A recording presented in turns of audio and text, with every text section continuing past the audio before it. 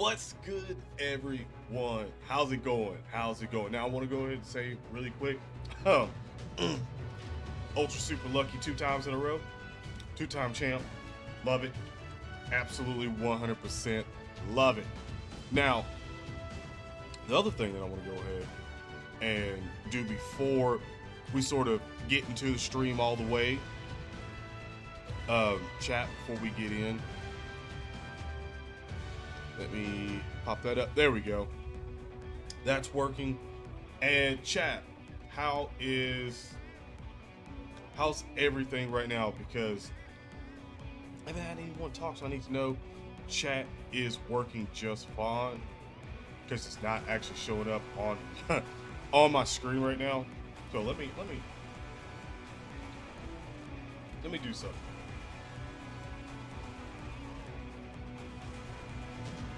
And see if that pops up. Okay, yeah, never mind. That pops up. That's good. We're good. We're good there. All right, I was freaking out a little bit. Thought it wasn't working. Also, how's the new webcam? Well, camera. I keep wanting to say webcam, but how's the new camera, chat? Is the new camera just fine for you guys live on stream? Is it working just fine? Is it looking fine? Is it still kind of smooth? What? I haven't really played with the settings right now of the new camera. So this is pretty much low-key kind of default right now. Haven't found a kit that works super well in terms of lighting and all that stuff with this one. So trying to see how this is actually coming up for you guys, because I know I know for me I still have it set at just 1080 60 frames. But even though the camera can do 4K, I'm not going to try to do that in 4K and have an extreme load on this whole stream, something like that, where it's taxing and maybe buffering and stuff like that too much. So camera's good, everything's great. All right, at least I know that everything is great currently right now on the stream. It's just starting out. Love it, absolutely love it. Now, one of the things that's bothering me is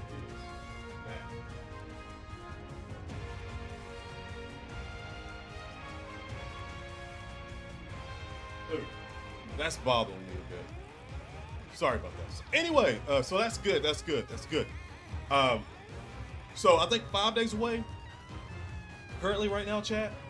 I think we're 5 days away from the anniversary starting. Yeah, because it should start the 29th. Still haven't got Goku and Vegeta's kits. Well, double Goku and Vegeta kits yet. That is one thing that we want to talk about on this stream. Obviously, one of the title, pretty much the title of the stream. But I gotta say, I hope that the kits don't come out tonight after this stream. I kind of hope that maybe in the midst of, or maybe towards the end, maybe they do, and not like as soon as I'm done and then bam, out of nowhere, then here's the kits. So the first thing I actually want to say about the new units, and what the hell is going on here? Why is there two back? Well, that's just damn weird. That is weird. I didn't even realize there was a channel for two other background noises there. That's I don't ever use. Oh shit. Let me turn that down a tad bit. Oh yeah, perfect. Better. I don't like it to have that shine. Like if I turn this all the way up, like, well, yeah. See that happens. There we go. I mean, shit. I wasn't expecting that. I haven't even messed with anything right there. Golly. I'm gonna turn it down like maybe one more. That feels a little better. I think it's just where that's sort of swirling around on me. Damn, boy. Crispy. Oh my god, I love this. I love this camera. I absolutely love this camera. So it's snowing today. Jesus Christ. I really don't want to see any more snow right now. So chat. First things first about the 8th year anniversary units. All right. Should their Let's kits do this. mirror each other? I'm gonna say no. First of all, I'm gonna go ahead and say this year I do not want the kits for both the anniversary units to sort of mirror each other. I don't want that at all. I don't want GT Bomb and Z Bomb to feel the same, like in the same. Turn it down. Shit is loud.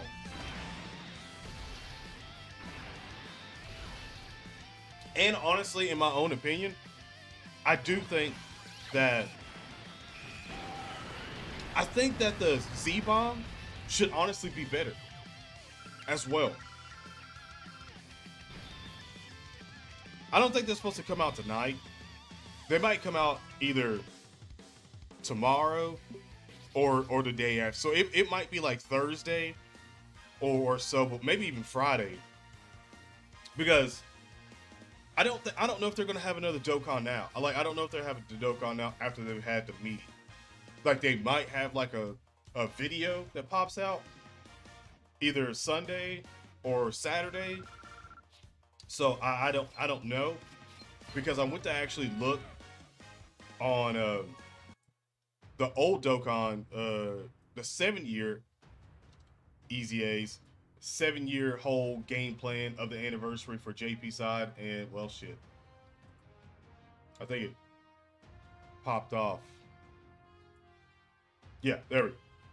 So I actually went looking for that, just to see like Dragonstone counts, countdown, all of that stuff, just to see if there was like anything possibly like slapping through, to see about a Dokkan Now or anything. And in my honest opinion, I think you need to go to Dragonstones.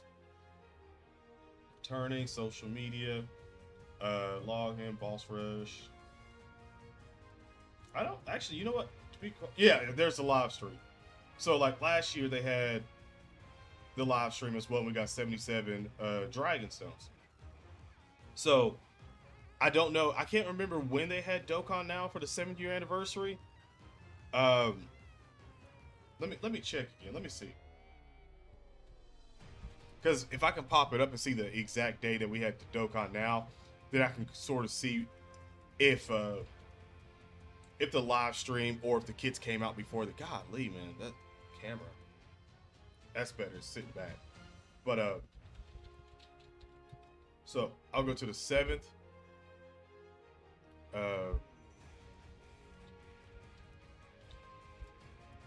So 7th Dokkan Now. Shit, that's only gonna say when that was for the memes. 11 months ago. I'd have to click on somebody's video, shit, just to see the date. So let me click on somebody random's video just to see the date. And or not. Like, holy shit.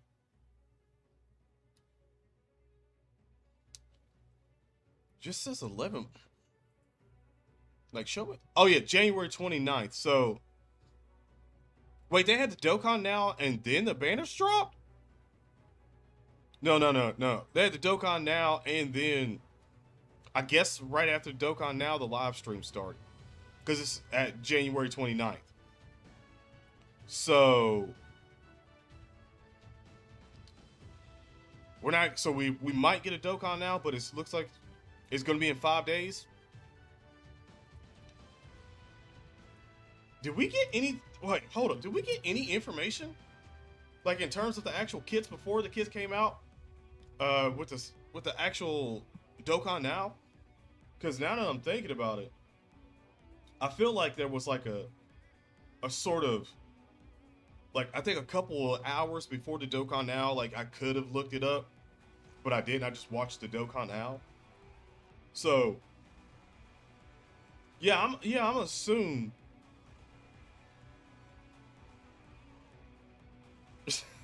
Yeah, I'm definitely going to assume that we literally just got that on the same day. So the 29th was when we even got information. So we probably won't get anything for the next 5 days. I know. Yeah, I was about to say. I was like, I figured it. I thought it leaked like right before, and that was about it. Actually, you know what? I kind of want to. Hold up. Can I do something with chat really quick? That's better. For some reason, I just feel like maybe that sort of works better. Actually, I got a better idea. Let me do that, but then let me turn it back down to about like this, so we can see everything when it's coming up, but it's not going like super crazy like over me. That's probably better. Honestly, that's way better. I can actually read the chat a lot more smoother this way. I like that better. I like this better. Before watching the Dokkan Now before, yeah, I obviously prefer watching Dokkan Now, which by the way, I definitely will be watching the Dokkan Now. So the only question is when is that? Is that a what day should that be popping off? That should be popping off. Oh, Sunday. Okay. So if we do get a Dokkan Now and it's Saturday night, that's still fine. And then the 29th, obviously, the anniversary starts for JP Dokkan Battle. But here's my thing, chat. Here's my thing. A bit raspy.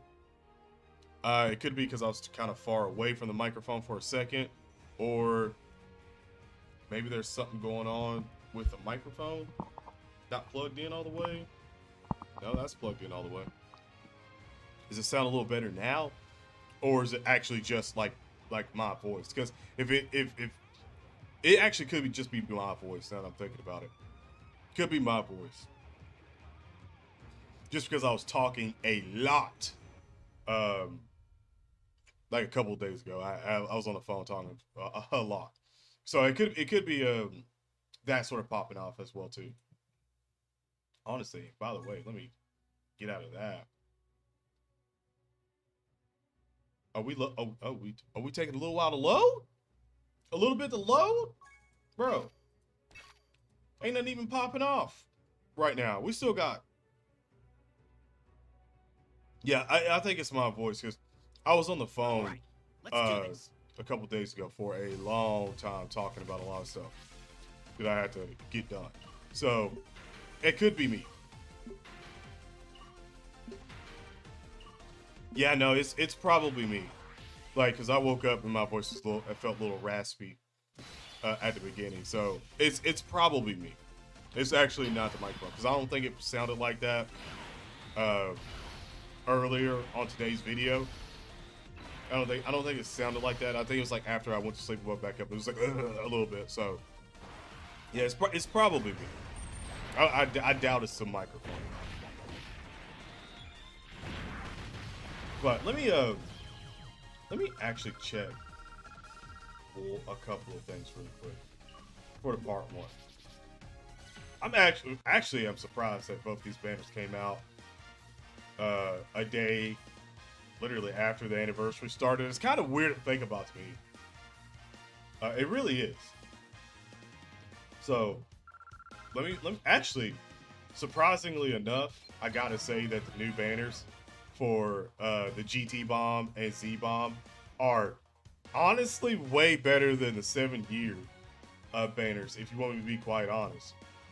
Like, those gammas on there sell it, and again, we don't even know what the spicy unfeatured units are doing either. So in my opinion, I think it's a dub all the way around.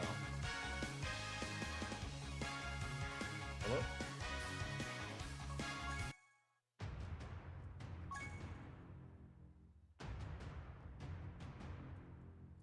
Supreme Cops? Oh, no, hell no. Actually, you know, hell yeah. I think I do need a couple. I do need more of you. I'll take them. Everything else can rot. Everything else.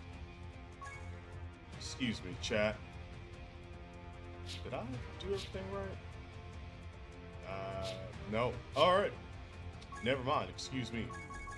I thought, and I didn't use these. But, so. Hold up. There's a lot of level 5s for that first one. Level 2. Level 5. Oh, okay. Oh, a level 5 plus 1?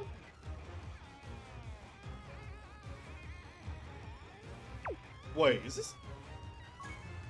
I'll take that. I might need that. I don't know what the anti units is gonna look like, so I don't know. I don't know. So hold on for a second. But that was a lot of.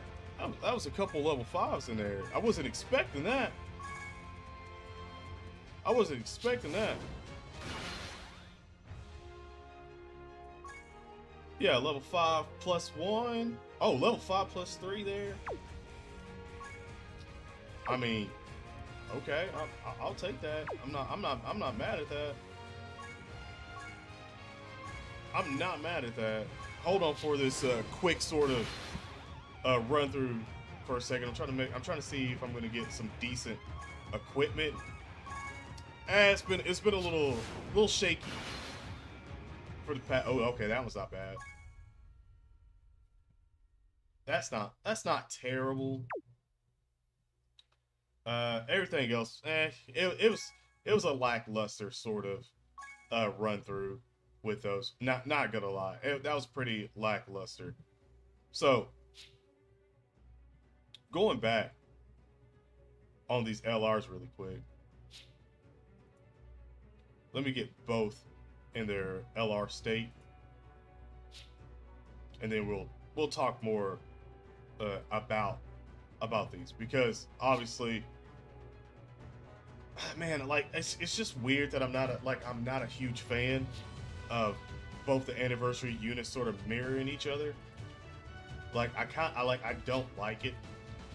I don't know why, but I've never liked it when they started doing the whole let's just mirror each other.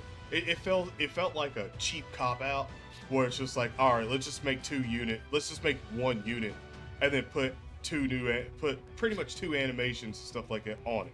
Like they pretty much just make one unit, and then they're like, let's just tweak a couple of sort of key features like attack and defense and HP, but we're pretty much making we're pretty much making one unit and then making two out of it, is what I'm getting. I don't like that. I think that this year, the Z-Bomb and GT-Bomb should have different kits. Like, I highly recommend that they have different kits. Just because if one of them ages better than the other one, that's good. You know, that's what cards should do. They shouldn't both age, the same way or anything like that, and the only ones making it any different is probably just like categories that they're in or something like that. Like, that shouldn't be really the case. I personally feel like I said, Z-Bomb should probably be better than GT-Bomb, just for the simple fact that it is Z-Bomb. And I know a lot of people. See, personally, I'm gonna do this. I'm gonna do this poll, chat. I'm gonna do this poll, and I want you to be honest on who do you think is going to be better. Okay? Just be honest.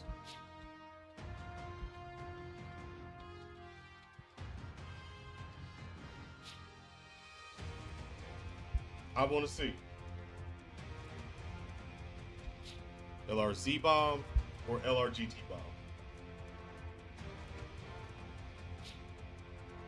So, popping that up for a second, okay?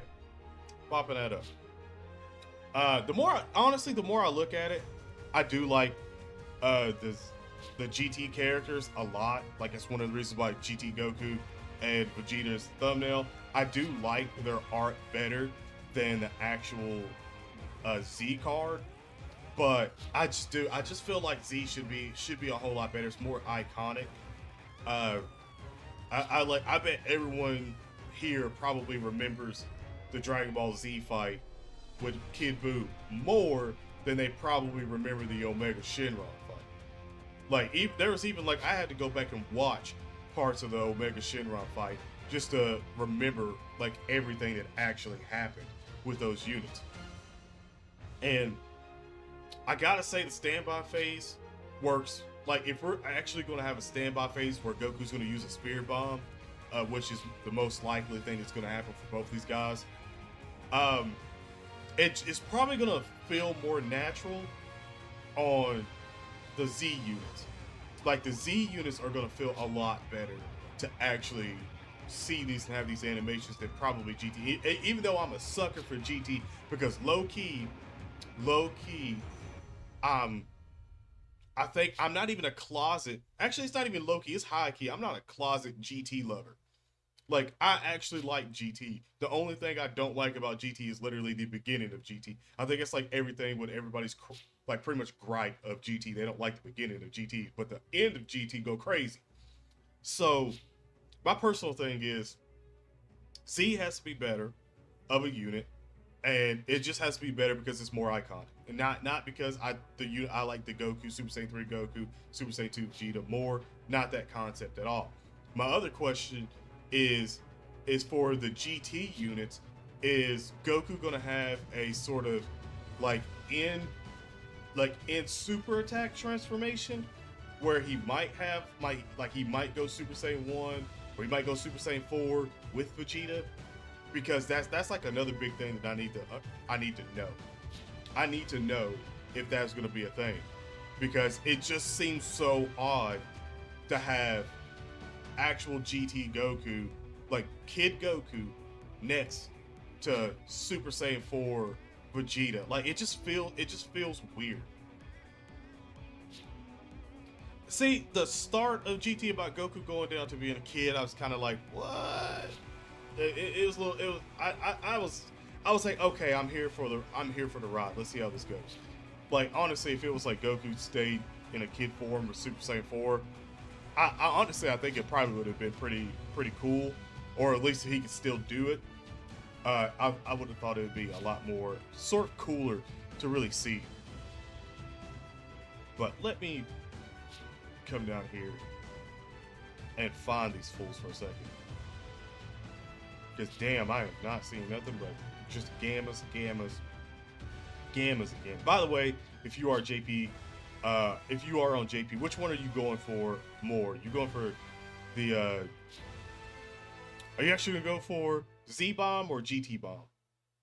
And also on global as well too. Which one are you looking at right now? Z Bomb or GT Bomb? By the way, all these units, I'm gonna take a look at GT heroes, because they, in my honest opinion, I feel like they need him a lot more. Actually, you know what? That's a better picture anyway. So we have a better picture of these fools. Let me do that, and let me put these guys up a bit. Oh yeah, that's better. All right, chat. GT Bomb, baby. Z Bomb for sure. I mean, I personally, like I said, I do think that these guys, I feel like Z should be better. Like, the more I look at the GT side, especially for their actual units and their art, I think so far, just the steel version of it, I think I'm getting swayed more to Z side. Like, I feel like I'm liking the Z side, and I love the fact that we got like the Vegeta still sort of doing the same like hand out, but Goku is different. Goku's doing has the fist out, while he has sort of like the same sort of hand going out like Vegeta does. I think it's just funny that we still get like Vegeta having more consistency in like card arts and stuff like that, where he's always doing like a certain pose and stuff. I just think that's pretty funny. But for real, I think this might be the only anniversary that I gotta say I hope that the part 2 LRs are better than the first part. Is that like, am I the only person that thinks that? Chat, let me, you be honest with me. Be honest with me. Am I the only person that thinks that? Am I the only person that's like, I want those units? Actually, what's another good link level stage in Area 29, chat? What's a good link level stage in Area 29 so far? If Omega and Kid Buu not part 2, we riot. That's honestly for sure. Like, if we seriously don't get a Omega and Kid Buu for part 2, I gotta say that might be the worst fumble of all Dokkan Battle history. Like, currently, right now speaking. Like, and I'm talking about even with 2B release, 300 Dragonstone compensation, like step up banner, Ultra Instinct Goku shit. Like, it might be worse than literally all 3 combined if we don't get Omega, Shenron, and Kid Buu. Like, I honestly think I might. I think I might have a rage video, bro. For that, like, real talk, I think I would probably have a rage video. Like, not gonna lie. All right, let's do this. The last stage.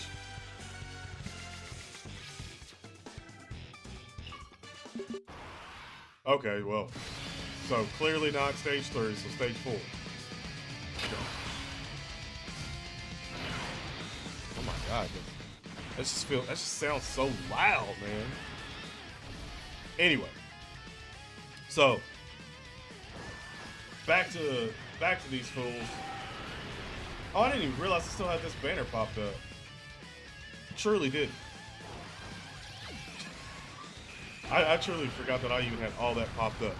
So I'm gonna go with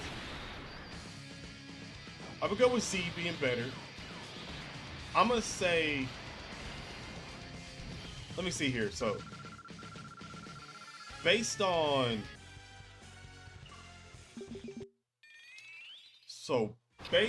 stats, 21,000, 22,000, 13,000 for the God Boys. This 22, 22, and 12. So they really like their 22 and 21. So I'm gonna assume that both of these units are probably gonna be somewhere around that type of HP. Attack and defense is around the 22 mark. I'm gonna go ahead and probably say right now, if they're over the 22 mark, holy shit.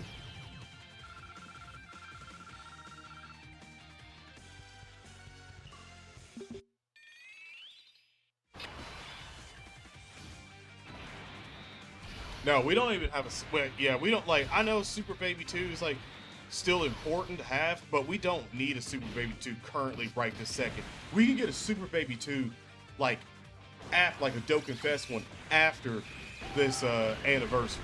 Like we can get one either like right after, or maybe like 2 banners after, or a banner after that. Like, so maybe 2 banners after the anniversary, we can get a Dokkan Fest baby, which would be pretty cool. It'd be sick. It would sell. That'd be great. But I personally don't think we need a Super Baby 2 because it's been 8 years we don't have an LR Kid Buu. Like, that's just my gripe. LR Kid Buu, a main villain, the end villain of Z, doesn't have his own LR. Omega Shenron, the main villain of a whole entire series again, doesn't have his own LR. You see what I'm saying here? It's like we got some of the movie units that have LRs, like multiple LRs of movie units, but we don't have actual, well, besides Omega Shenron canon-wise, main villains of an actual series. And for Kid Buu, he's fucking canon. So it makes a lot more sense to get them to, especially seeing as GT bosses could 100% use that. and boy, do I mean like they can actually use it. And let's not sit here and act like joint forces just isn't like one of the most broken fucking uh, categories that we've actually got in Dokkan Battle right now. Can we just not sit here and act like this is not the case? Every year is another testament to that because of this, and then the worldwide celebration at times has maybe some dual units in there and stuff like that. So, you know, let's not act like that don't exist here, because it does. It does. You just YouTube alone. I'm like, y'all gotta bring it. Y'all better bring it. Like YouTube, I'm like, y'all are gonna be cool because you're GT. Like, I'm not even that worried about this. They're gonna be cool because of GT regardless. Like, I know that. It's just YouTube better hit. And I mean, you better hit different. Oh, you better hit different. Cause if the GT unit ends up being better than the Z unit, I mean, not just because of power scaling alone, but in general, I might have to change. I might have to start singing a new tune on what JP actually likes. Because if they make another GT unit better or something like that, then I'm gonna be like, all right, y'all compensating heavily hard on the JP side to make these units viable because JP doesn't like GT. I'm gonna be like, GT superior, bro. Like, apparently. But with their standby phases, guys, I gotta say, like, actually thinking about this,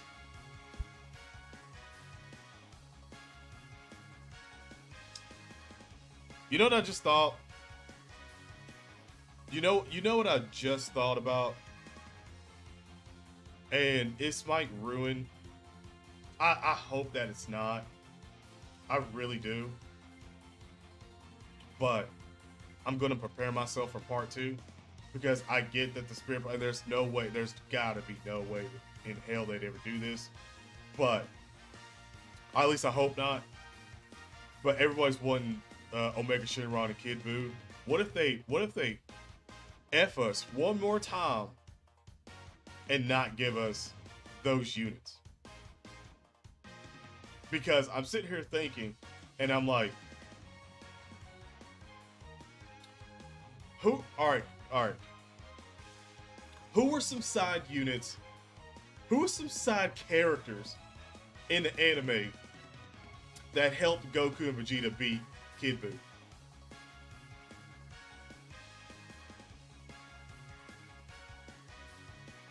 Who were the side units?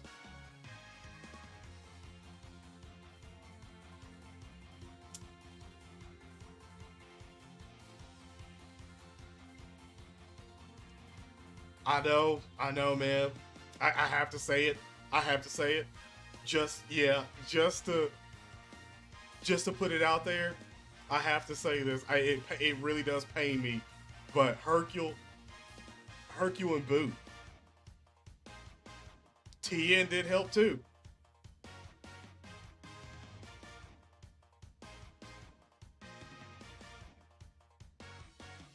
I'm not trolling, man. How can I be trolling? I mean, this is the same company that gave us Goku and Gohan exchange card and a transforming Cell, and then in the same celebration for part 2 gave us a Goku and Gohan LR together right after, instead of picking and choosing any other character that was in that arc that helped. So I'm just saying, like, I would prepare for the absolute worst and hope for the best when it comes to this, because now that I said it, I'm scared because I don't want to see them as a part 2 LR and the 8th year anniversary. That would kill the 8th year anniversary for me right off the bat. Would dead on arrival for me. Overlord Stark with a super chat donation. Y'all know what to do. Give the man a hashtag. Straight up in chat right now. Where is... Oh, there it is. With the hashtag Revolver in chat. Yo, appreciate the donation, Stark. Appreciate the donation. You're going for the GT banner, homie. I mean, that's where I would start out, but right now I'm a little on the fence about it. Just because, man, I'm a little on the fence about it. Let me actually move this up a little bit. There we go. I'm a little on the fence, only because of I know Akatsuki, and I hope they would not troll us to give us Hercule and Boo as a part 2. I really hope they wouldn't. GT side though, who helped out there? So out of this one, it's a little weird because you got like Maju. You got Maju. You got Gohan, Trunks, Goten.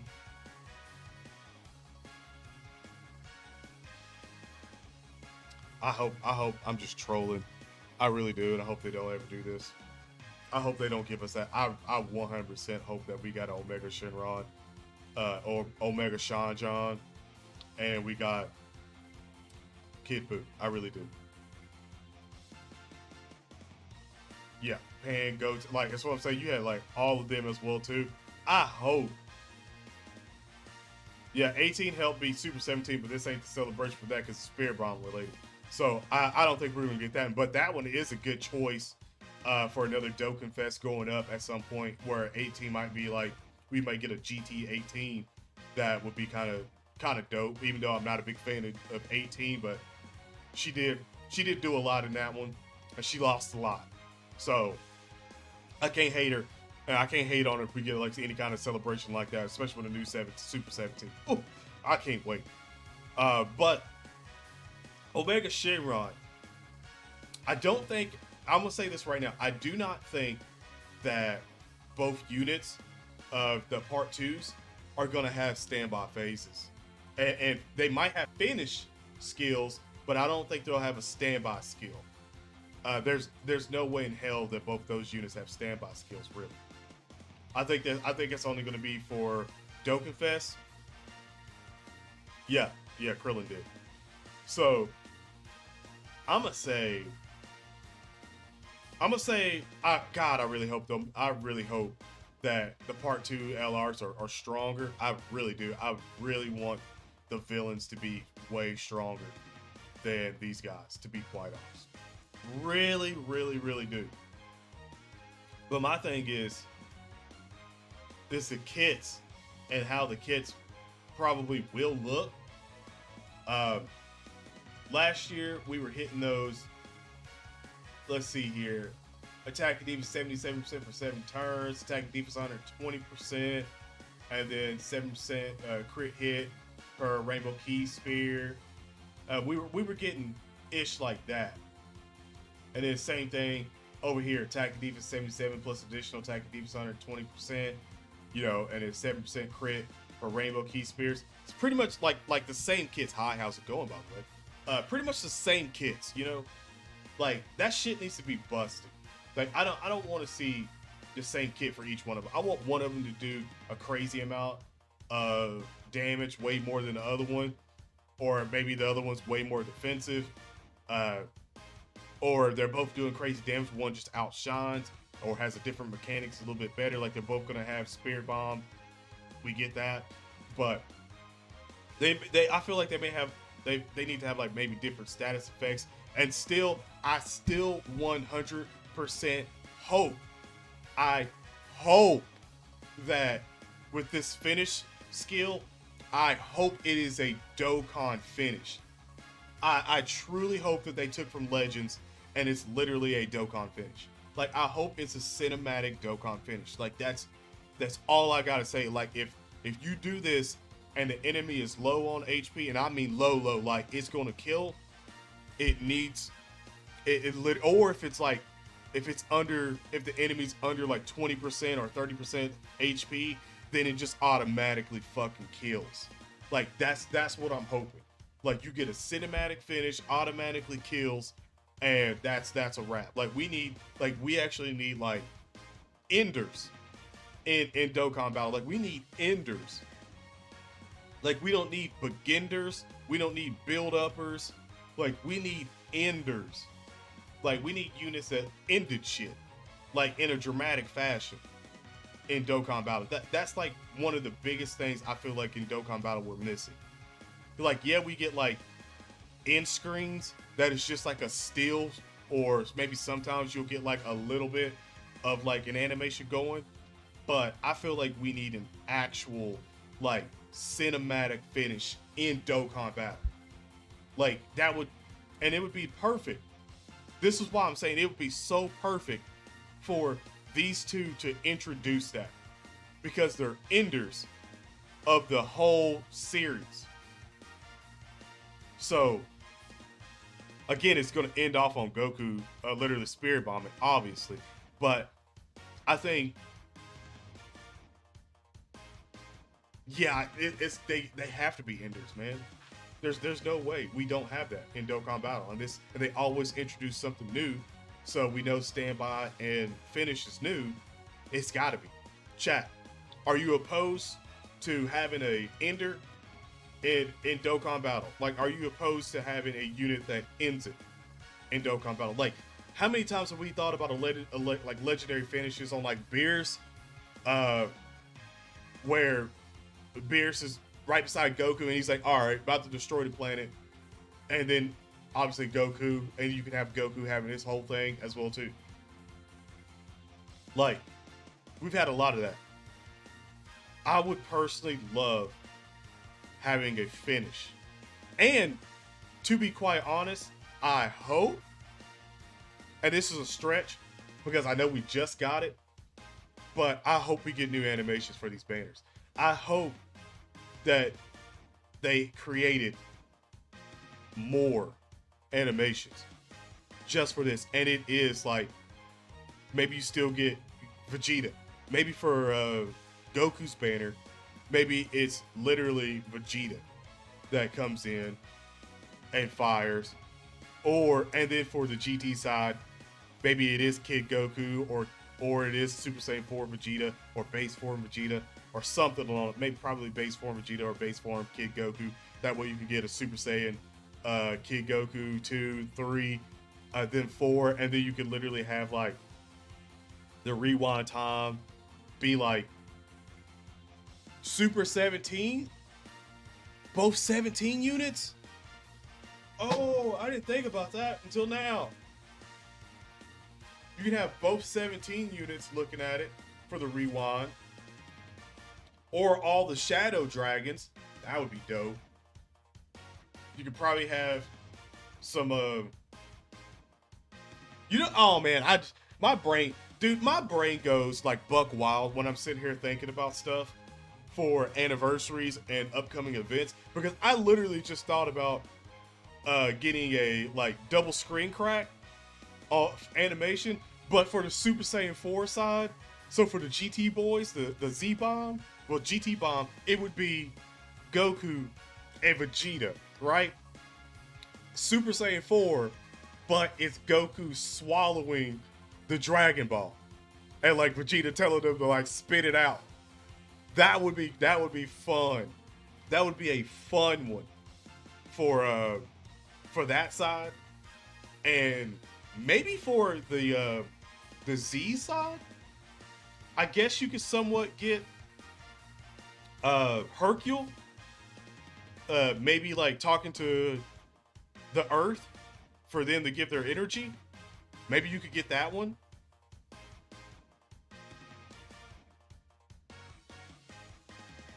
But who would be the rewind time for that? Maybe Kaioshin? Kibito Kai, Kibito and Supreme Kai could be the rewind. And obviously you still get your, but who? I guess you'd still get a Vegito sort of animation and stuff like that. But I guess on Super Saiyan 4, ooh, Gogeta. Nah, bro. I don't know, man. I think now that I'm thinking about it, if we got those animations, that'd make me summon on GT more. If I actually got those animations. Never mind. Yeah, yeah. I forgot about that too. You could get Purunga as well.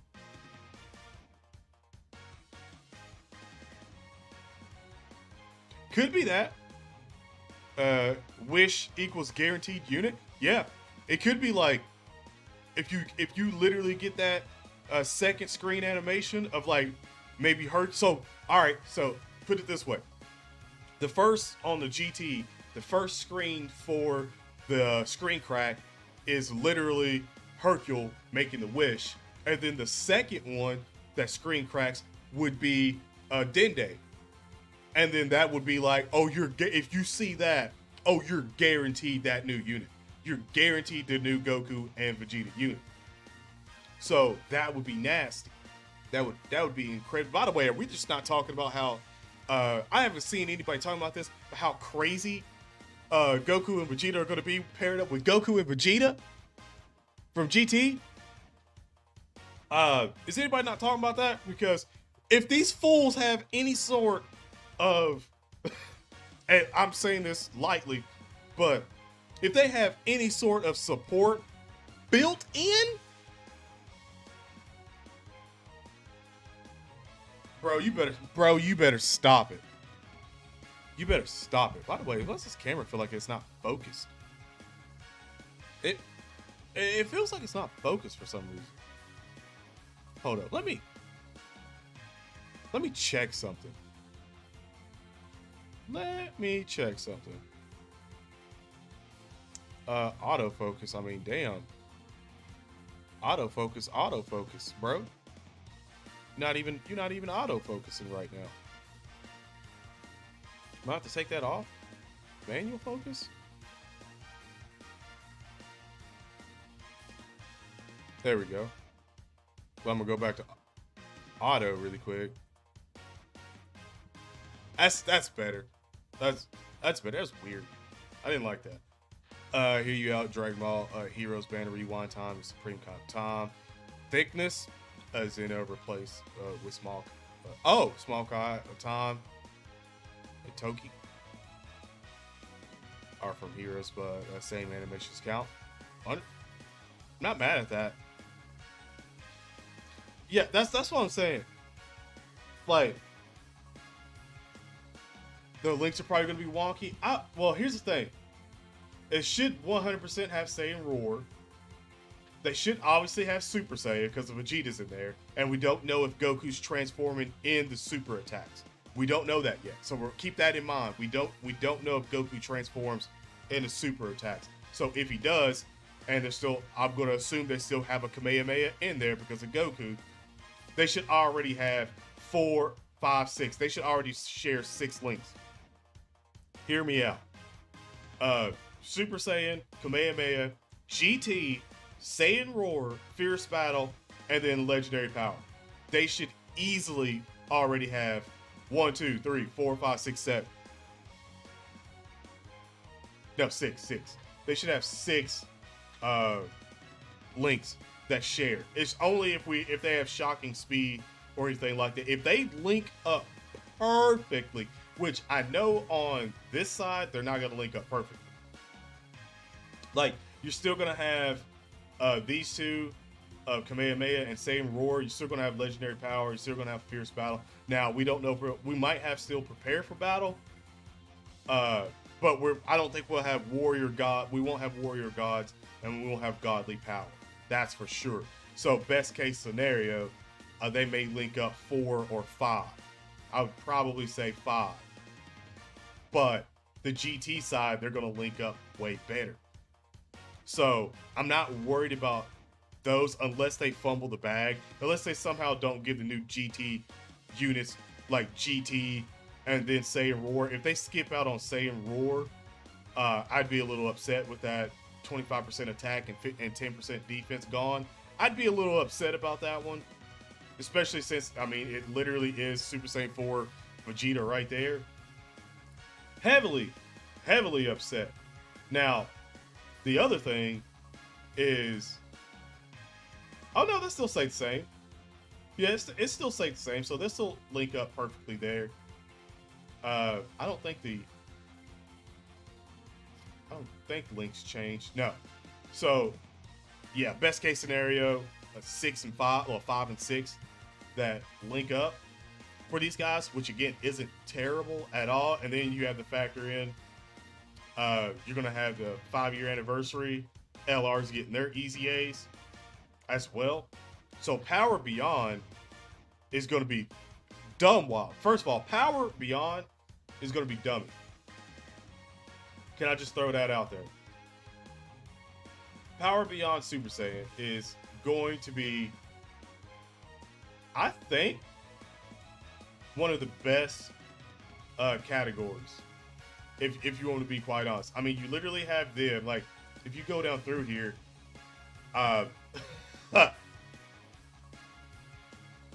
shit. Yeah, I don't know. I don't know. You don't know that if they're not going to be beyond Power Beyond, just for the simple fact that the Super Saiyan 4s are on that Power Beyond Super Saiyan. Vegeta is beyond just regular Super Saiyan in the actual card art. So that automatically clarifies that to me. And again, we do not know if Goku transforms in any of the Super Attack animations. So if Goku especially transforms into Super Attack animations, then yes.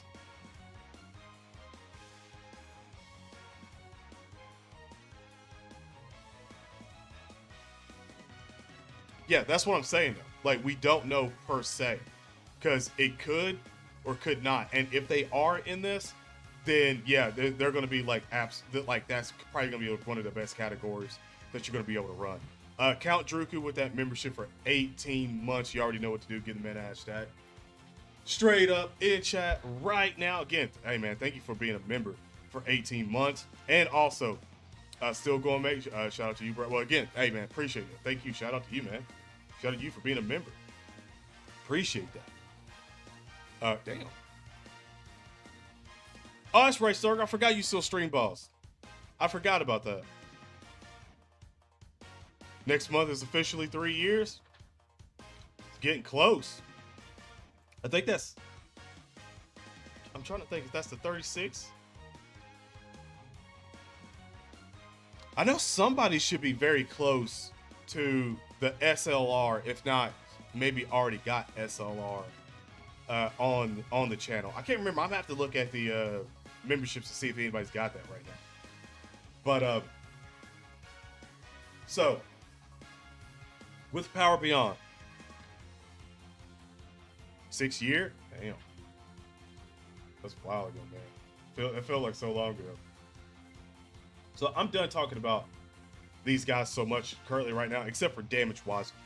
I will say this right now, chat. Damage, guess your damage for LRZ bomb, and LRGT bomb. I'm gonna say LRZ bomb damage wise maxed out, full passive, equipment on, like the best equipment you can get put on them with their kit, link level 10. No support unless they have support built in for themselves and stuff like that, and they actually give it to themselves. I'm gonna say 50 million. I'm gonna say Rainbow, max links, best equipment, best case scenario. I mean, crit and all. Saul, thank you for subscribing to the channel. I'm gonna say 50 million. No, not stat, attack wise, attack damage. I'm gonna say 50 million. Defense wise, it's gonna be a different story, because I'm gonna assume that they're probably gonna be able to defend either in the standby phase. I might not include defense-wise, like a defense stat. I might not include that because we don't know about that standby phase currently right now. We don't know if the standby phase is going to have like damage reduction, and like Vegeta's going to be in there by himself fighting, and maybe he has like damage reduction and stuff like that. I don't know, but I'm gonna say 50 million damage for them, and I'm gonna say for the GT side, I'm gonna say maybe 46 or 47 million. And the only reason why I'm saying that is because I think I personally want a Z on this one. I personally want Z to be the better unit. I do. That's the only reason why I'm saying this. Oh, I hope we get a new category. I hope we get warriors. I don't know, maybe some cool name for like finishers. Like I don't know, like in power or something. We have to have something that's gonna translate for all closers. Like pretty much somebody who closed out a fight. That's what, like, for like a main threat fight, like closers. We need something like that. But obviously 200% leader skill. I won't say for this Andy they'll go over 200% leader skill. Hell, they might even be. Honestly, you know what I'm thinking about? They might even be a flat out 200% leader skill for like 3 or 4 categories. You ever think about that? Like the new category and then maybe like 2 or 3 other categories. It's just flat out 200%. So it's like this category, that category, that category.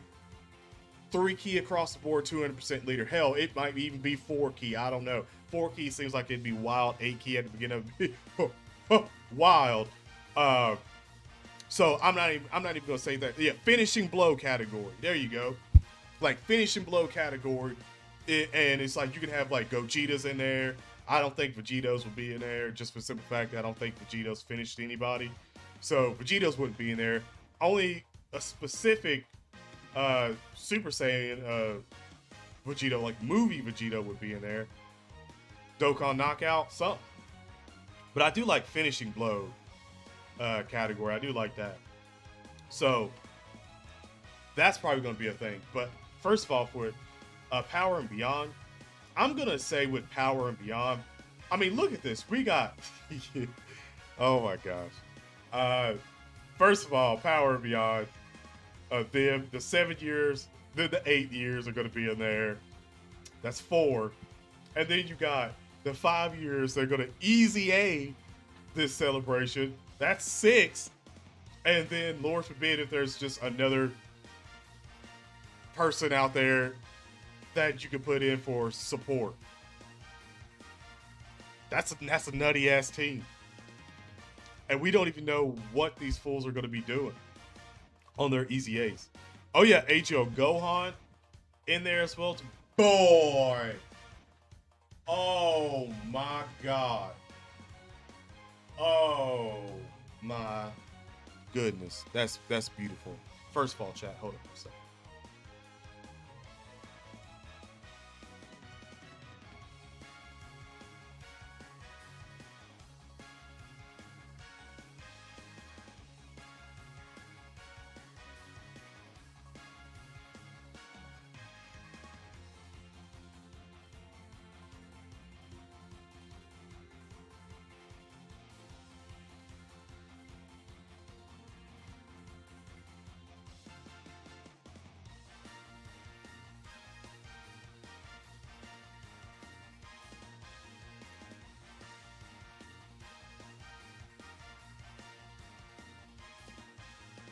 All right. So back to what I was saying. Boy, Gohan. How did I literally forget all about Gohan on that category? A battle fake, yeah, but it'd be kind of nice to see a different one. So, but golly, first of all, how much damage you think 5-year easy A's are going to be doing? Literally, after their easy A, how much damage you think both these guys are going to be doing? Because I'm going to assume that Gogeta is going to, like, with Vegeta getting a bunch of super attacks and stuff like that. I think even Gogeta gets has a built-in super attack, if I'm not mistaken. But I gotta say, man, and I'm doing all this stuff before I even get to the meat and potatoes, and that's the GT, well, Omega Shenron and Kid Buu. I'm saving that to like to the end, so y'all can come up with y'all stuff here in a second once we get to that part. But with these fools with easy A's, bro. Raise attack causes colossal damage. Oh man, that's got to be raised attack and defense. I think both of them going to be raised attack and defense. Like, I think that they're going to be both a raised attack and defense on both. If you want me to be quite honest, I think they honestly might kind of mirror each other a little bit. Like, I'm just saying, I feel like it. But I think their kits are somewhat about the same too. If I'm not mistaken. Hold on, let me put that out a little bit. Yeah, attack defense 70% 3 key, launch an additional attack that has a medium chance to become a super attack. When attacking, high chance of evading enemies' attacks, includes super attacks as a third attacker. In a turn, transforming conditions are met. Yeah, attack and defense 70%. Key plus 3. I don't think so. Triumphant strike, huh? Stark, have a good one, my guy. Appreciate you coming out. Thank you for the dono. I think. Man. I want to say 120% attack and defense. But does that seem like too much for them starting out? That's the thing. For them starting out and gonna have SA 25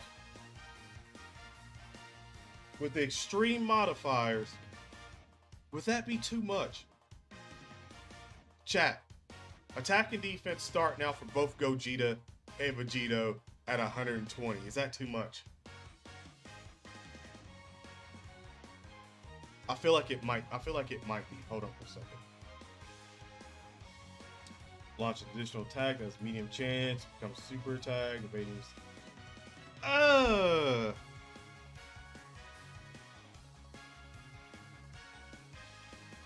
grand finale, could be something with that one. I kind of like the grand part of that. I do like the grand part. I don't know, man. I think that. Damn, I think that might. Hold on, let me see if there's a. I don't need that anymore. I don't need that. I don't need that. Let me see if there. I need to see the video of them at 200%. Well, I don't need to watch it. I just need to see the damage.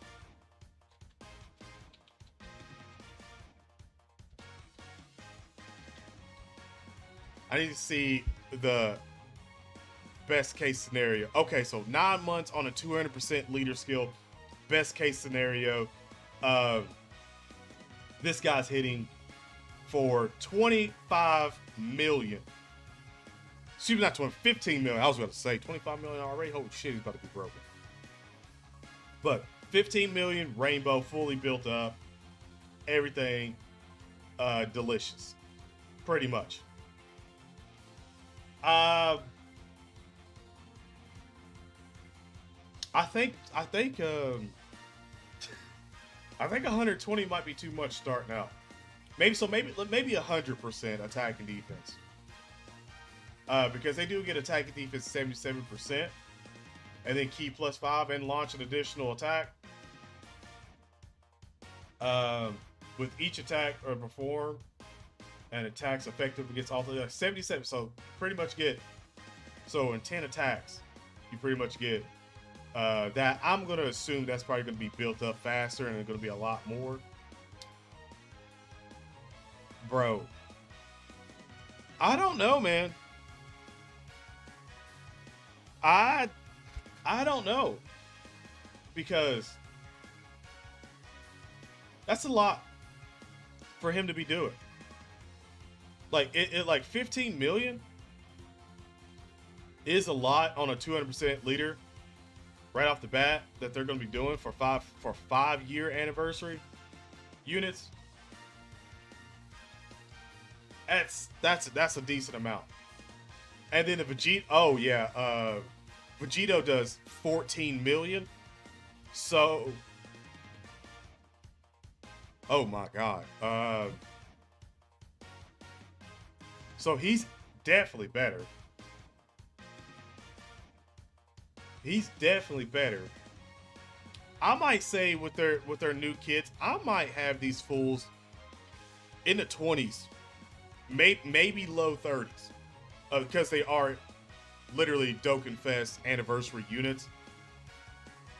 They might be in the 30s, like low 30 millions. Maybe Vegito is like high 20s, like maybe like 28 to 29 million, and Gogeta's maybe like 31 or 32 million, possibly. That's see, I don't know how to. Yeah, I'm speculating they're easy A's. Sasuke was good. 500. Ooh, 3 for the third time. Hey, game, boy. I see you. I see you properly. No lower back injury while you did that either. Like everything done correctly. Because the last thing you want is like that back injury at the end of that, or the next day when you wake up, you kind of feel it in the lower back, like right in the middle of the lower back on that low spine. Ugh. Like hopefully everything's good, man. But hey, I see you, big dog. I see you, big fella over there. I see you, man. How quickly units are aging. They are aging pretty fast, but that's again because of the metas are getting faster and faster for a lot of things. That's why I'm kind of hoping that these new cards for the 8th year kind of slow things down a bit, just for the simple fact that again it is a lot. You know, like it is a lot that you gotta. Oh, hey, there you go. Like Lord, but here's the thing, like the thing that's always crazy for me is as soon as we heard about this standby phase and the finish, like I said, I automatically thought, oh, this finish has got to be like a cinematic legendary finish, like it's got to be a Dokkan finish. But the standby phase, because in both of these you have like this sort of bar that's being built up, so you have to build this bar up. Like I don't know if it's going to be different for them on how they're going to build this bar. That's the thing. Like I don't personally know right now. Like we won't see that until again probably the day of the live stream, which again should I guess be Saturday or Sunday, which again highly recommend if you are new to the channel, subscribe, turn on notifications because I will be watching that live. But I would say easily Gogeta's the better unit. Z-Bomb has to be better. And the spicy unfeatured units. So the spicy unfeatured units are, again, for Z-Bomb side, Piccolo and Gotenks, right? GT side is probably one of my favorite so far side units, and I haven't even seen anything on him, and that is Nova and Ice Shenron. Nova and Ice Shenron, oh man, Nova and Ice Shenron,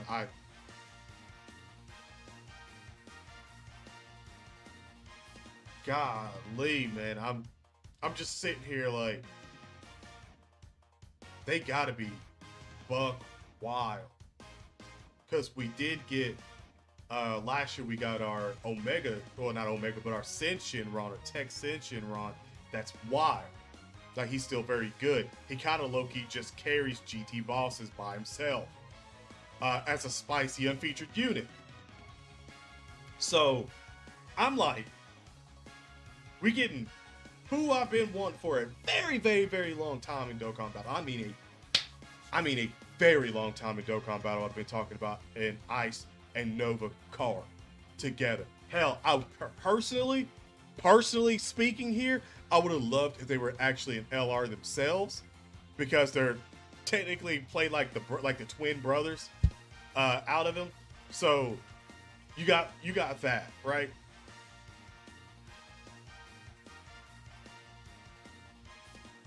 I think the spicy unfeatured units this year, I think they got to be doing like maybe at least 9 or 10 million damage, if not a little, if not even, I might be low balling it right here, because I think the Tech Sen Shenron can like Rainbow can do up to like 11 or 12, something like that. I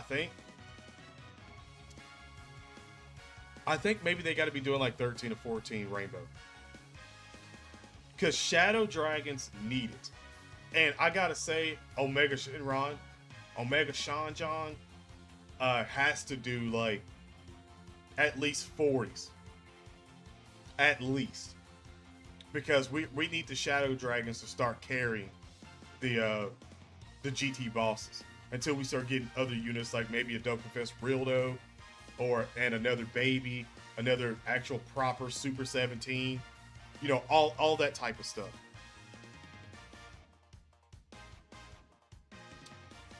I just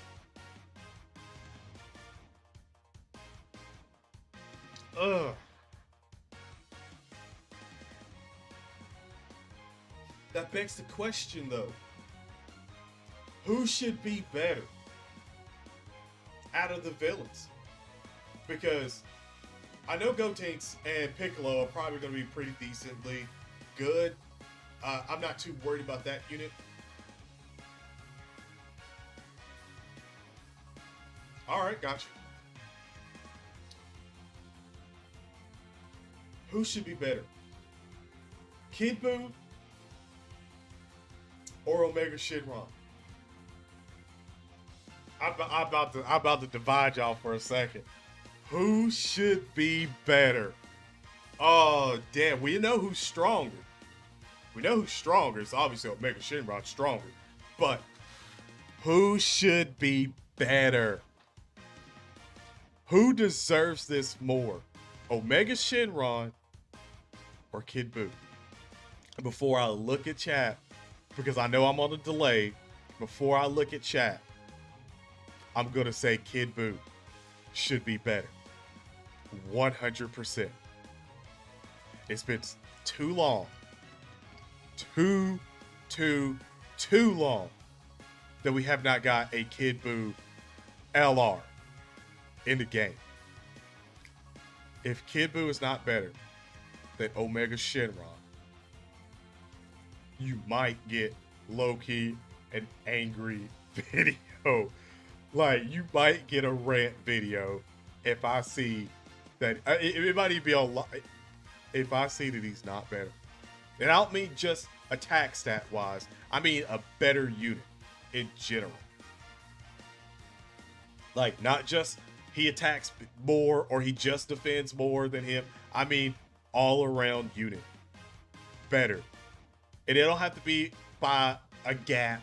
It could be by like this much, like a little gap there, but he just has to be better. That's no ifs, ands, no buts. Has to. Omega better for round 2. Kid Buu needs to hit like a truck. Kid Buu.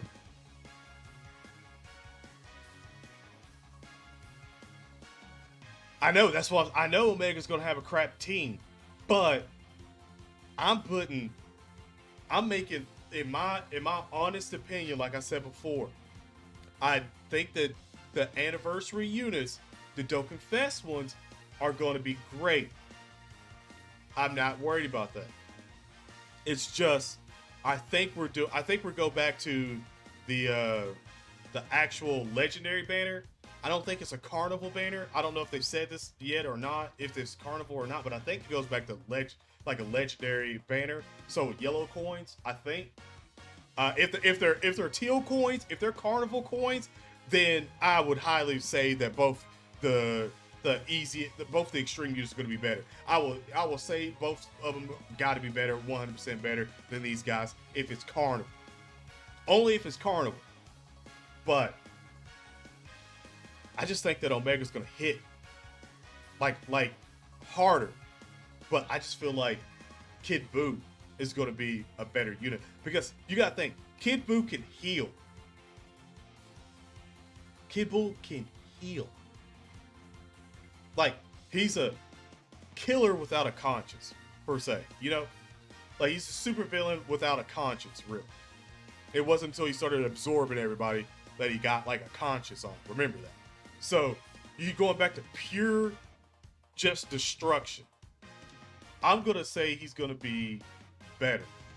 Omega Shenron already is an intelligence unit. Oh, and you know what? I literally said he's already an intelligence character and stuff like that. So he's got to be intelligence. Kid Buu. When I look at Kid Buu, STR or physical comes to mind. I mean, don't get me wrong, AGL comes to mind as well too. But I think maybe physical, as much as I may not want that to be, because I'm trying to think of like all the Kid Buus that we got, and I think we got one for each one, but Kid Buu's not a technical fighter. Kid Buu is not an intelligent fighter. He's just raw power, you know, just like mindless power. And when I think of like a berserker, I think of like a physical unit. You know, like that's what I think of. Like, you're just a very physical unit. So, Omega Intelligence, Kid Buu physical. I hope Kid Buu's better, just because of the heal too as well. Because you got to remember, he does heal. So he's got to have some kind of regeneration built in. Obviously, he's Kid Buu. He's gonna have that. Which, by the way, you got to remember, this makes Majin category better. Like, if he's a flat out 200% leader for Majin category, Majin just got better. That means Buhan got a 200% leader, gonna link up very well. The STR Kid Buu be good in there as well, I'm gonna say. But he's just Kid Buu physical would be better. That's what I think. I think Kid Buu physical would be better. Omega Intelligence. These two units for the anniversary, I mean, they could either be, one could be Tech, one could be AGL, one could be STR, one could be physical. I honestly kind of really don't care. I mean, they're both spirit bombs. I'm going to assume STR and physical, just for the simple fact that, I mean, they're physical units. They did a lot of physical fighting and all that stuff, and it was a very physical battle against their opponents. So I would say that you need Omega to be better than Kid Buu. GT Bosses category needs way more buffs. They do, but you still got to remember, you're getting a Nova and Ice Shenron spicy unfeatured unit. Remember that. On the banner, you are getting them. So that's probably your other big support, and also probably big unit that's going to do a lot of damage. Like, for a spicy unfeatured unit, especially for them, I would highly recommend they do a lot of damage. Like, that's just what I see from that. I see them being extremely, extremely good spicy unfeatured unit. Like, pretty much chase cards. Like, spicy unfeatured chase cards, like where you think of it like an actual real pack opening, like they're a hit. Like if you got them as like your other like card, like boom, like they're a hit, instantly a hit. You're happy, you got that, you got some value back. That's how I see it. So I'm really not that worried about that. Yeah, that's what I'm saying. Broken. Nova and Ice got to be broken. I hope. So that's why I'm thinking like I'm not that worried about Omega Shenron because I know that they're not gonna do Nova and Ice dirty like that. They, especially the first time we're getting those two units together, especially the first time Ice is getting a summonable unit. If I'm not mistaken, he doesn't have a summonable unit. He has that free-to-play unit. He doesn't have a summonable unit. So, Mystic, how's it going? But I would say that. So that's why I'm thinking Kid Buu has got to be better, because on that banner you got a Piccolo for the Goku and Vegeta banner. You got a Piccolo and Gotenks, Super Saiyan 3 Gotenks. So I already know that that probably is going to benefit these two guys more than it's going to benefit, you know, Kid Buu.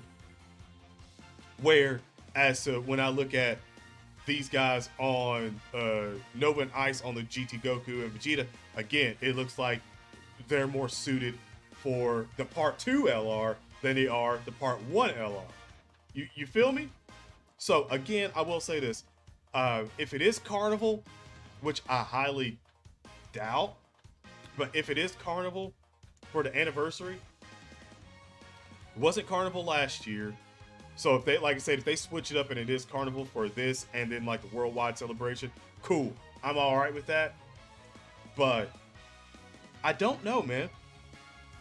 I don't know, because it would, I would lose my shit if it was a Carnival and it was Goku and Vegeta, Super Saiyan 3 and Super Saiyan 2 Goku and Vegeta, and then Kid Buu right beside him, and then Part 2 was Goku and Vegeta and Omega Shenron. I would lose my shit. And the only reason why I would do that is because I know that all the other Carnival LRs should be on the banner. So Cooler would be on the banner. Goku, Burku on the banner. Like, I'm just saying, like the level of hype would be ridiculous. It would be ridiculous on Global Dokkan, obviously on JP2, but on Global Dokkan Battle, ridiculous.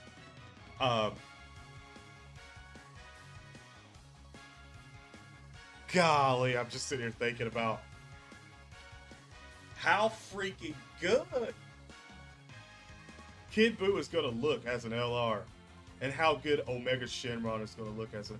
Oh, I didn't even talk about their super attacks. Come close. Bring it in. Chat. Kid Buu animations. Kid Buu entrance animation. Kid Buu standing there after he just turned to Kid Buu. After Super Buu just turned to Kid Buu. Him standing there and then just doing Planet Buster. Or, hear me out. Or the intro is Kid Buu sleeping, waking up, and pounding his chest and stuff. And that could be his intro, right? Right? Now, Absorbing Goku gets an easy. He should out of that. I think in what, the EX part or something. But so super attack animations for Kid Buu. What are we giving him? Because Planet Buster, I think, is probably going to be an active skill, right? I think we can all take out Planet Buster and be like, this is an active skill. Are we going to give him Warp Kamehameha? That's the thing.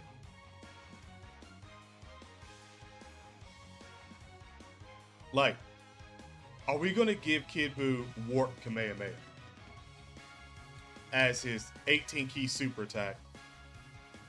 And maybe his 12 key super attack is just a better, cleaner version of him as the ball, and then like putting his foot through the ground and like kicking up and all that stuff. Like him pretty much doing like all this stretchy stuff. Like, is that gonna be his 12 key super attack? Warp Kamehameha is his 18 key super attack. Planet Buster is his active skill. And again, we don't know. He could get, like, Omega Shenron and him could not get standby phase skills, but they could get the finish skill. So remember that. They could probably still get finish skill. So they could probably still have legendary finishes themselves. Like they could actually have a Dokkan finish. Okay? So are we good with those animations, chat? Used when he's beating up Vegeta. Had a lot of good scope. Yeah, that's what I'm saying. Warp Vanishing Ball. Yeah. Yeah, that's what it was. Warp Vanishing Ball.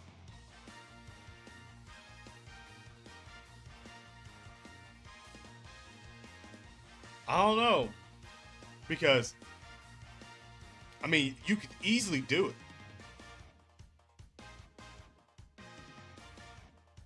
That's what I'm saying.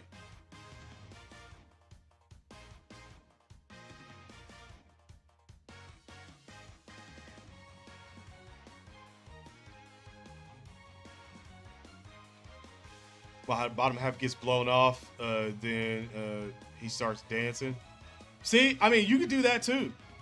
That's what I'm saying. Like as like you could have that as like not even like the dodge sort of mechanic, but like yeah, when he nullifies all key base attacks, he just does that. That would make him absolutely insane. Could you imagine a team of him?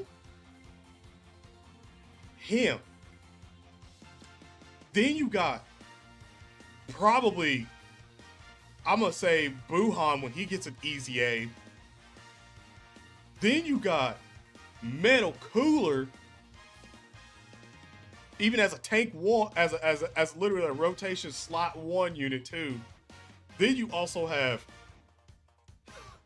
oh my god, then you also have Final Form Cooler in there as well. You still got Janemba, and whenever Janemba gets an easy A,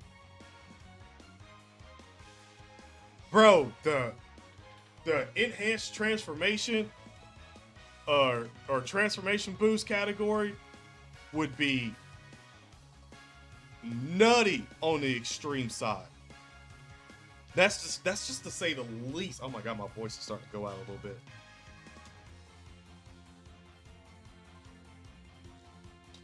Oh, that hurt. It's definitely my voice raspy. For sure. Definitely. Oh, man.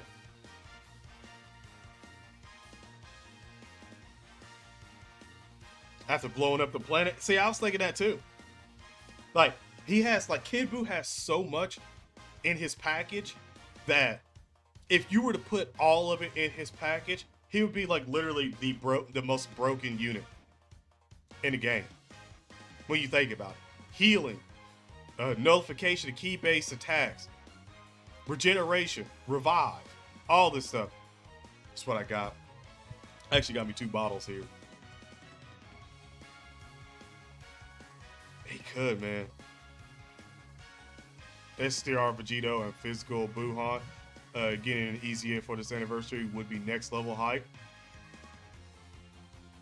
I mean, you're not wrong, but normally if they're going to do that, it's going to be for like both sides. Like one out of each side has got to get an EZA. So there'd have to be a GT unit that'd have to get an EZA. Or with that Soul Scent right there, it'd be 2 more that have to get an EZA. And we already know the 5 years are going to get an EZA right off the bat. So, like, we know this one. It's just, there's still like 3 more, I think 2 or 3 more EZA slots. And everyone's thinking absorbing Bomb Coup. AGL Bomb Coup is probably going to get one.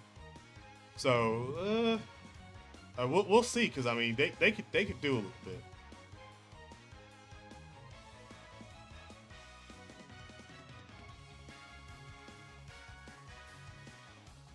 Physical SSJ, Vegito getting an EZA.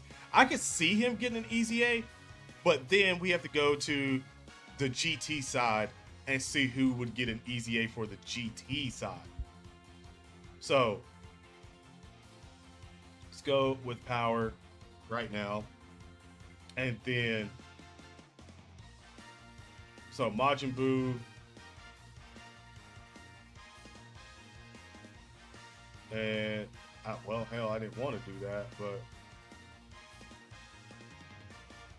I didn't want to hit sort of. I wanted to hit. Yeah, there we go. Power Beyond Super Saiyan. So I can come here and hit GT.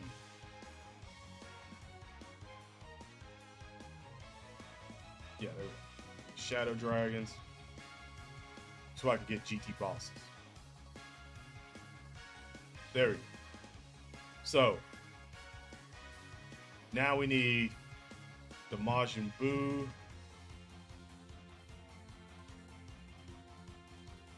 Saga, and now see now we can look at certain sides and see who could get EZAs.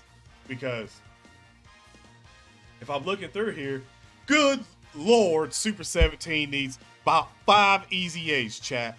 5 of them. Like, I mean, at the end of this man needs to have a SA Super Attack of 45 with a overwhelming modifier.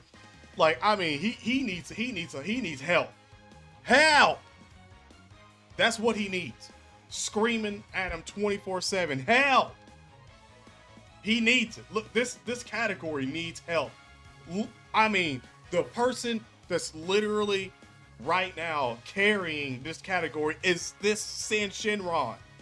He's carrying. Like, GT bro, they need help. Like, help.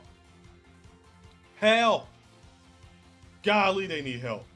So if Baby got an easy out of this one, that would work sort of well with no, because it would have to be it would still have to be the Buhan that would need an easy A. Now that I'm thinking about it would have to be Buhan right here that would have to get an easy A with him because they go together. So not like that, but you know what I'm saying. Like they're from the worldwide. So they would have to do that. The GT side, if they were going to give an easy A to someone or 2, I mean, it would just be 2 more villains that I would see getting easy A's. Like, I wouldn't see. Honestly, I kind of really don't see anyone else getting it. Now that I'm thinking about it, because even if I go to the GT side for Power and Beyond, and I go for the hero side, it's still like on the fences of like who could actually get an easy A out of this. Like, for instance, like, I'm looking at this right now. I mean, the only other 2 I can see get easy A's is like Goku and Vegeta, the Super Saiyan Goku and Vegeta GT. I can see them, maybe. But I mean, really though? Like, I mean, come down there and look at everything. Nothing else really screams Easy A. Except for free-to-play cards. Except for free-to-play LRs. But that's about it.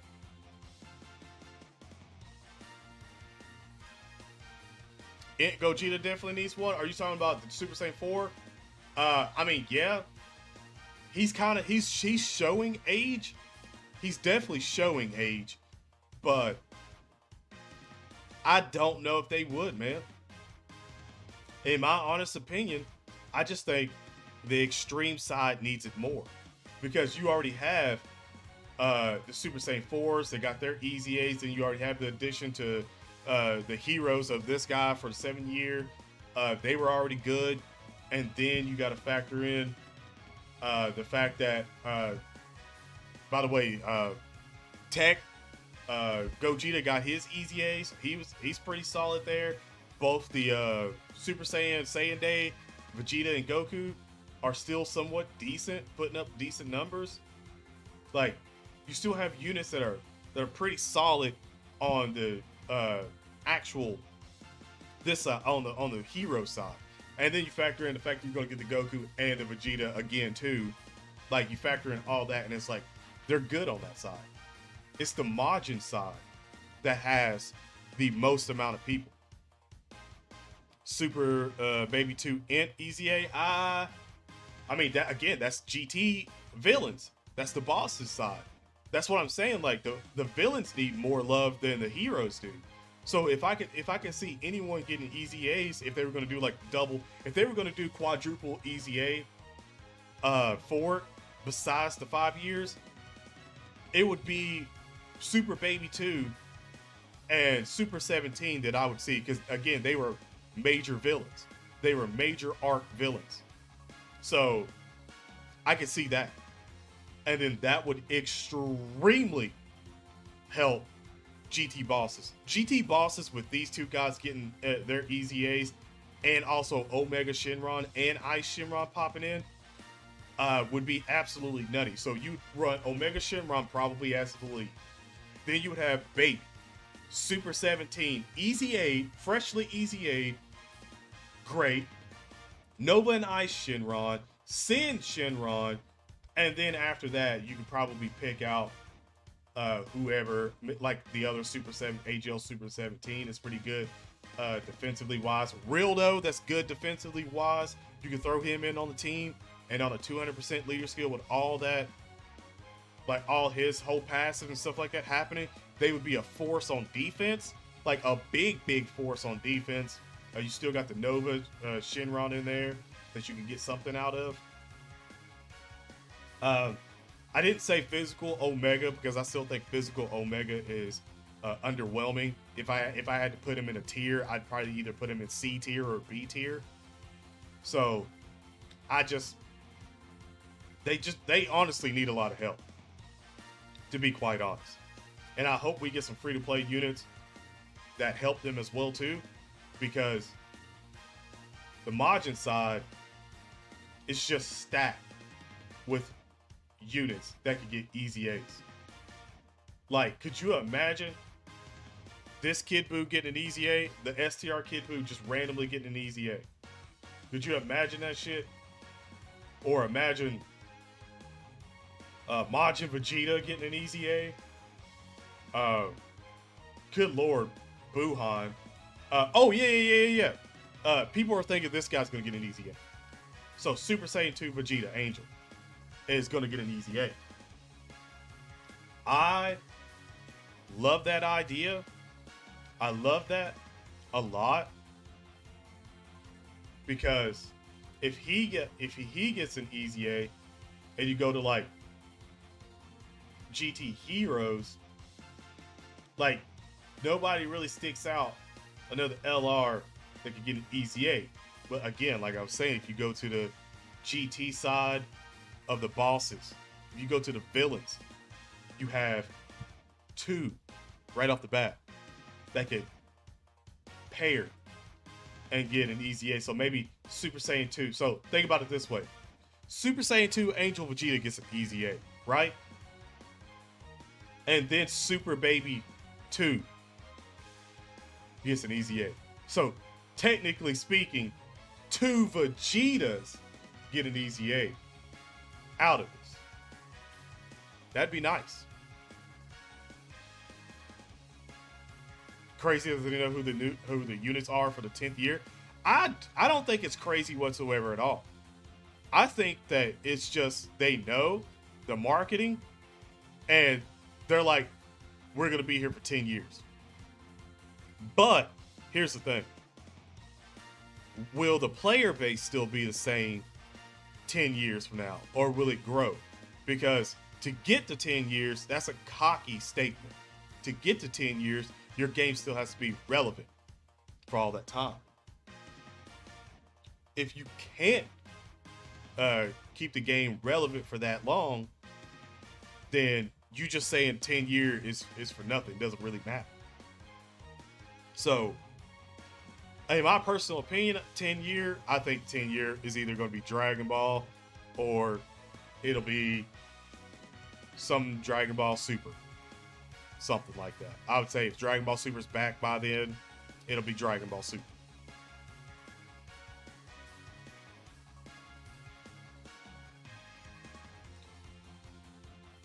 You hope it falls to the ground? I personally still want a Dokkan Battle 2. I personally would like to move on from Dokkan Battle 1 and do Dokkan Battle 2. A more polished, updated, aesthetically pleasing, higher frame rate, higher, honestly, quality of cards, HD quality cards, and higher of everything. Because, to be quite honest, I'm kind of tired of the units looking a little washed, bro. Like, don't get me wrong. Yeah, Dokkan has decent art and stuff like that, especially for the LRs at times. But this style of card that I see all the time, that I've been used to for 8 years, it's faded to. It's not cool anymore. It's like every time I see another unit come out on Legends, I'm like, man, that art is crazy. Or if I see another Gacha game that has art, I'm like, whoa, this is wild. So, and I'm still coming back to Dokkan Battle, the main game that we all play here. And it's like, you haven't changed it. You haven't even tried to. I don't know about that. I don't think so. I mean, you don't necessarily get to keep the shit from here's the thing with Dokkan Battle 2. If they ever did that, I don't think you should keep Dokkan Battle 1 cards going into Dokkan Battle 2. That defeats the purpose of having a new game. You might as well just update the first Dokkan Battle. If you're going to do that, just be like, here's a new season of Dokkan, new shit coming through, blah, blah, blah, all that stuff. That's what you should do. But if you're doing a Dokkan 2, a whole completely separate game, then my thing is you should probably just have promotion. So you should just have a promotion where going into Dokkan Battle 2, if you put in your ID for Dokkan Battle 1, it gives you in-game rewards. So say if you've been here for every anniversary, you get a better title. You get more Dragon Stones. You get a lot more instead of it being like, here's Dokkan Battle 2, everyone gets the same thing. Nah, there needs to be like a legacy program with that, where in Dokkan Battle 2, if you're a vet and you've had this, this, you're over 1 million power level, whatever criteria that they want to put in that gives you more going into part 2. Going into Dokkan Battle 2. So when you go pre-register for Dokkan Battle 2, you pre-register, everyone pre-registers, everyone gets pre-registration, Dragon Stones, or whatever the hell they want to call it on that game, all that stuff. You get that. But you put in your ID, and then that's when the real magic happens. That's when you get exclusive, only to you, can only get to you for being first anniversary, second, third, fourth, fifth, sixth, seventh, eighth, ninth, whatever it is. Like, you actually get something for that. Exclusive. So you may even get exclusive cards. Like, which I would highly recommend as well too. Would make those cards more sought out, more valuable. Make your account already more valuable to someone else's that's just starting in on the game. That's what you do. Like, that's how you market, and that's how you build a new game. Like, that's how you actually appeal to all your older audience that's been playing this game for 8 years or whatever it is until Dokkan Battle 2 comes out. Because you still got to remember, like, a lot of people right now started playing Dokkan Battle in their teen. Some of y'all probably started playing Dokkan Battle in your teenage years. Some of y'all that's older like me started in your early 20s. You feel me? So it's like you got people that's literally went through a full sort of like generational decade sort of change in their actual age, like close to 10 years of play. Like, that's a decade. That's a lot of money spent. That's a lot of time on this game. You actually help and you cherish those people more than you cherish a new face coming in and just being like, oh, I'm new to playing Dokkan Battle 2. This is a hype new game. Cool. You take care of your older generation, your legacy players, the people that's been there rocking with you, got you all that money and all that stuff. Yes, that's who you take care of. Started in middle school days, see what I'm saying? Now you should be like out of high school, probably in college. Like, that's a big generation gap. Like, that's big. Like, think about that. Like, there's kids that was born in 2015 that are 8 years old now. You know? That's how long this game's been out. They'd be like, damn, this game's been out since, as long as I've been alive. Same game. No different versions or anything. Just one game. It's crazy. And that's something that, like, I'll never take away from Dokkan Battle. No matter how many times Dokkan Battle messes up, fumbles the bag, does something dumb, and everyone's just like, damn it, Dokkan, you did something stupid, blah, blah, blah. You can never take away the fact that this game is still running for 8 years. That is impressive. And here's the thing. That makes this so much more impressive is that this game is not heavily marketed at all. This game flies under the radar for so many people, man. So many people. There's still hundreds of thousands of people that don't know Dokkan Battle even exists because the marketing team is only here for the anniversaries and the worldwide celebration, really. That's it. Just give you Dragon Ball Budokai Tenkaichi 4. I would tell you right now, if that was to ever happen, you would probably see every Dokkan Battle content creator playing that game. I would easily say that. That, like, easily. Budokai Tenkaichi 4 would destroy the market. Like, Budokai Tenkaichi 4, just from Dragon Ball Z fans alone, would probably be in the running for Game of the Year. Hell, it'd be my Game of the Year. And I'm looking forward to playing Starfield, all this shit. And I'm telling you right now, if they drop that at E3, if you drop Tenkaichi 4 or even Xenoverse 3 at E3, Negro, bro, you would see the eruption in a community that would be unlike nothing you'd ever seen before. I mean, a next-gen Budokai Tenkaichi game or Xenoverse 3 game. Hell no. Music, I will give you music. I'll take that 10.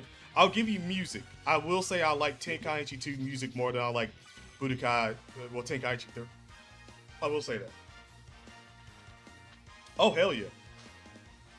Oh hell, even a just a Budokai Tenkaichi 2, actually a Tenkaichi remastered collection would be lit. Boy, you talking about lit. But again, it is like that is your opinion of what you think. But I would say there's a lot of people that love the actual Xenoverse franchise, man. A lot of people like to say the Xenoverse sort of kind of reminds them of Tenkaichi a little bit, just more updated mechanics and stuff like that. Same thing with Kakarot a little bit, like it sort of reminds me of it, but it just doesn't hit the same way. It just really doesn't. Started on the first year Annie. Yeah, see, I started before the anniversary, first year anniversary. I've been through dark times, man. The dark times of Dokkan Battle. The times where tight banners were a thing. The times, jeez, man. The times when nothing was guaranteed to. The times where you got troll banners. But man. Raging Blast underrated. I don't think Raging Blast is underrated. I only played Raging Blast, I think Raging Blast 2 for a bit.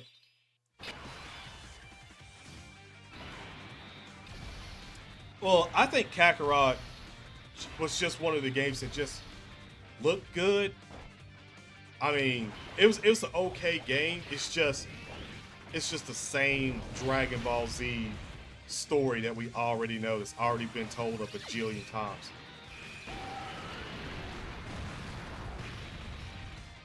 Oh yeah. Kakarot graphics wise, it's like put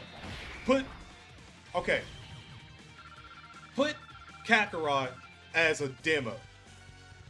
Okay? If you look at Kakarot as a demo for what we could get for next gen consoles of Dragon Ball Z games, then Kakarot seems great. Kakarot seems great if you look at it that way. But if you look at Kakarot as like, this was supposed to be like their game of the year, trying to be contender, that's going to get everybody to play it, it fails. But if you look at it as a cornerstone of graphics, gameplay, of what we can see in the future for like Xenoverse 3, either Tenkaichi, if they ever want to reboot that franchise, or Raging Blast, if they ever want to actually have that there as well too, like they want to revive it. Like, if you look at it that way as a cornerstone of just a demo of how good things could get for Dragon Ball Z games, then it works way better than just thinking it's like, this is like their end-all be-all game. It's like supposed to be the best, blah, blah, blah. Like, instead of that, it works better that way.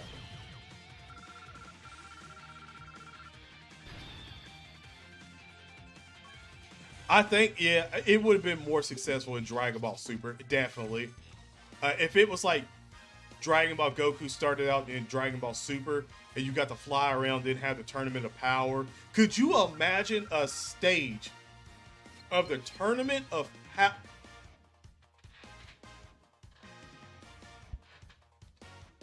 Listen to me for a second. Let me stop the music, because you know it's about to get real when I stop the music. Listen to me for a second. Just stop typing for a hot second, okay? Stop typing.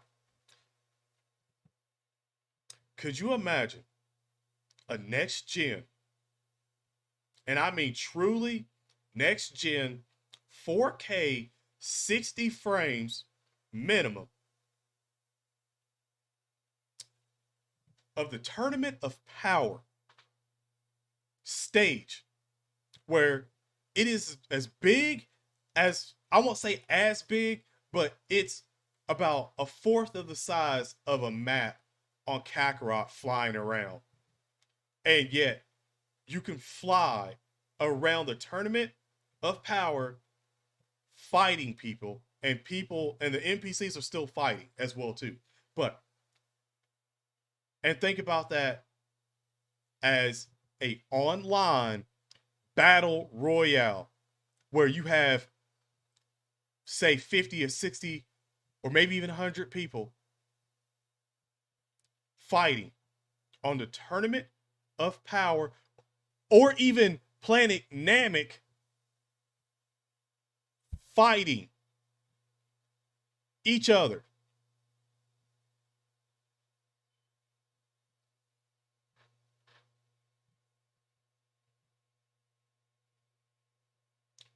Think about how fun that would be to be fighting 100 other people.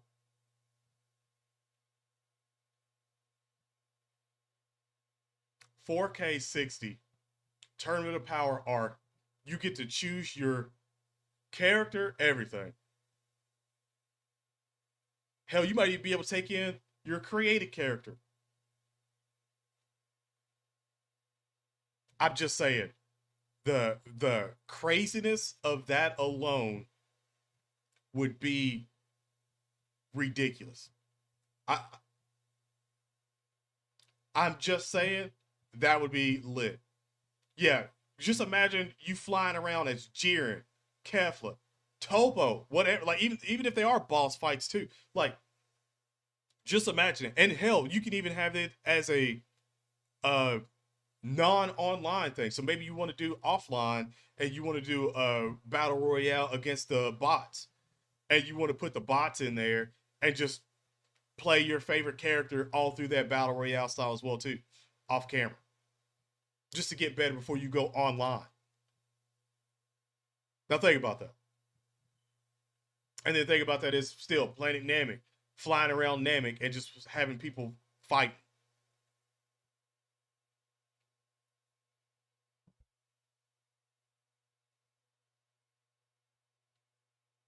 Winner gets medal, merchandise, and rewards. Right? And then think about, yeah, see, and think about they're so big into the competitive scene of Dragon Ball Z games and stuff like Fighter Z and everything. Now think about competitively watching 4K 60 frame, the best people playing that game tournament wise on the big stage, and just watching that. Just watching 4K 60 frames, battle royale, all Dragon Ball, like just going crazy. Like people out here using like, Teen Goku, Kid Goku, Super Goku, GT Goku. You got Super Saiyan 4s flying around. You got gods flying around. You got Jiren, Frieza's all flying around. Vegeta's flying around. Gohan's, Beast Gohan, Orange Piccolo flying around. The Gamma's flying around. Like, Kefla's flying around. Kale Collie, like, hit though, bro. I would,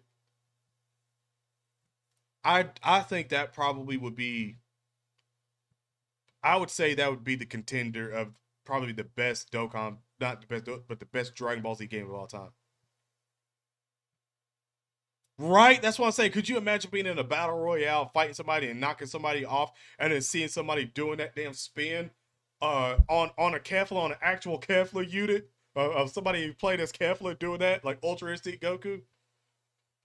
Bro, think about the power ups that'd be on there. You could run into a Dende, get power ups back, uh, grab sensu beans. Say fly to Corn's tower and get a sensu bean. Bro, I'm just saying. The fact that we don't even have these game like shit like that, when in my honest opinion, I feel like the battle royale scene is dying, which I'm glad it is. But in the midst of the whole battle royale, take this with a grain of salt.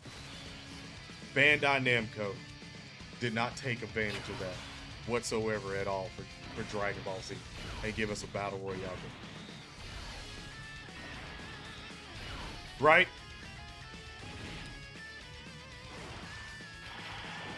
Like, no, it probably wouldn't even announce the player.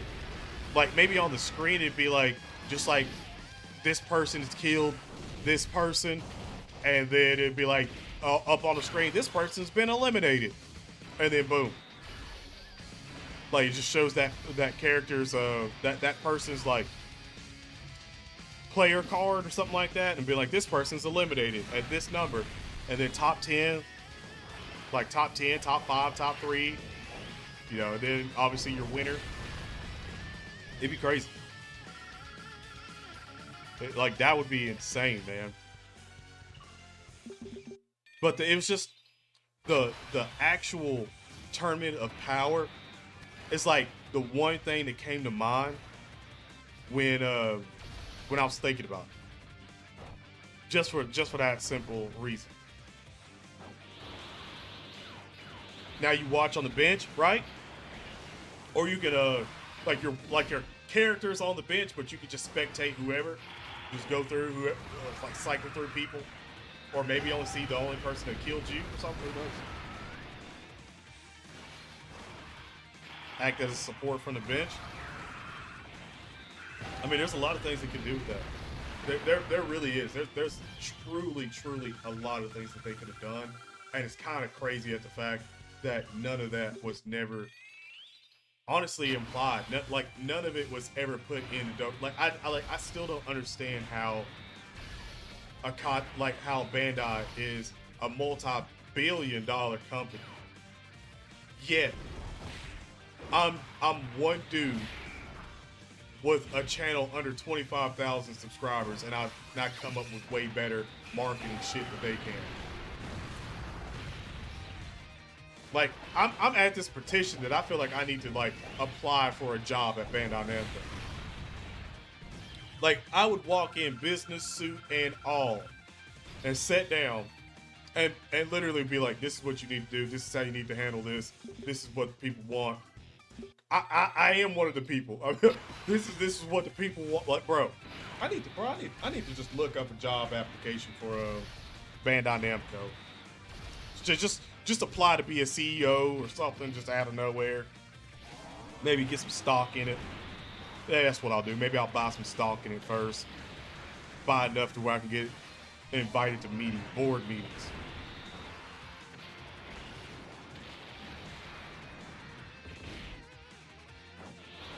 You get stronger and abilities. See, I don't know about the stronger abilities for beating. I mean, I think if you got a person, like say, if you got like Goku, like if you took a Goku and a Vegeta, depending on what Goku and Vegeta you took, maybe you could get a power up from that. Like maybe you could transform, like after doing so much damage. Maybe you could literally transform to Super Saiyan, or Super Saiyan 4, or God, or Super Saiyan God, like whatever, you know? Yeah, I feel like we don't have somebody at Bandai Namco that actually speaks for the actual, you know, person playing the game. Like the little guys like us are like playing the games and stuff like that. I don't think we actually have that. Gain XP, yeah.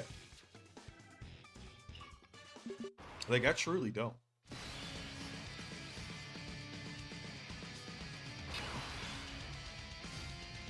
Yeah, that'd be cool. And then think about the seasons. Oh my gosh, think about the man. Just looking at the wasted opportunity that Bandai had, and they really. I might add this to a Bandai fumbling the bag. To be quite honest. I literally might add this to Bandai fumble, like times Bandai fumbled the bag. I think I might. Just for the simple fact that we literally have the hype of Battle Royale and did not get a Dokkan, and did not get a Dragon Ball Battle Royale game at all. Yeah, like rank system, season pass rewards. Like the more you play the season pass things, you get different alternative outfits. Like they could have did so many promotions, bro. They literally could have done so many promotions where you could have had a Goku and Naruto outfit. You could have Goku in Luffy's outfit. Hell, you could have had Vegeta in like Zoro's outfit. Or you could have had all of them in their different outfits that they've had over the years. Could you imagine using Piccolo, Orange Piccolo, but Piccolo's dressed up in the filler art anime episode where him and Goku go to get their driver's license? Could you imagine that? That Goku flying around, or that Piccolo flying around? Dripolo and Dripku. Bro. I mean, come on, bro.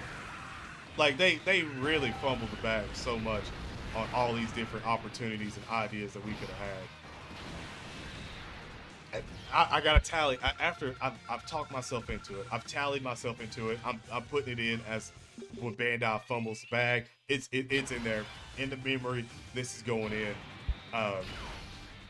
that memory of when Bandai fumbled the bag. Battle Royale. Whole genre, fumble the bag. It's too late. It's too late now. It's too late to come out with a Dokkan Battle Royale now. Too late to do it. Too late. They could have had this shit going like... Dude, it could have been like a Fortnite killer, to be quite honest. Really could have been. Because now, instead of having like Goku and all that shit in Fortnite, you could have had like Fortnite characters in the Dragon Ball game. You could have had Marvel in there. You could have had other anime characters in there that could fly, at least. Or at least maybe they put a jetpack on everybody or something like that. Long hair Trunks. Yeah, Dragon Ball Super Trunks outfit. Like, bro, the Drip game could have had it all. Literally, could have had it all. And they just chose to fumble that bag like never before. Which is so crazy to me to think about that. Like, why? Why do that to yourself? Why fumble so hard? It's crazy, man.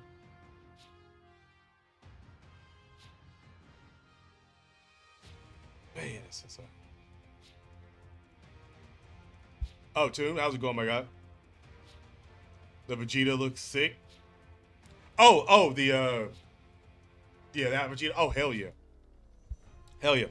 I had to put two of my favorites on this now. Had to, bro. Absolutely had to.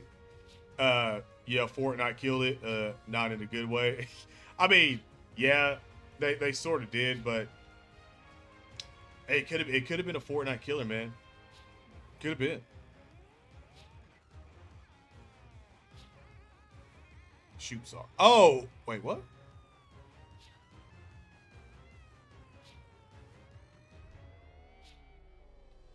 Spam caps. Did you get hit with a timeout or something?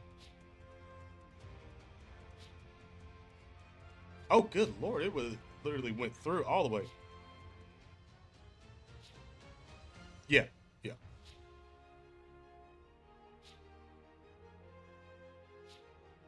Speaking of fumble, the NFL conference finals looks lit. I mean, I'm just happy that the Cowboys lost. I'm not a Cowboys fan at all. Never will be. I'll never, ever, ever be a Cowboys or Steelers fan. So if you're a Cowboys or a Steelers fan, just know that I'm always rooting against you. Oh, he got pinged by Streamlabs? That's tough, man. Streamlabs, you wrong for that one. You wrong for that one. You need to chill, homie. You need to chill. But I haven't really been paying attention all that much to it. I was just very happy that, like I said, they won. I can't remember. Did the Jags? Did the Jaguar? I know Brady's out. I think the Giants lost. Yeah. I think is it the Bengals? I can't remember who's all in it right now. It's been a little bit since I actually watched a football game. It's been like a couple weeks, really. But damn, Toon, how's it going, my guy? Been a minute. Definitely been a minute. Everything good with you?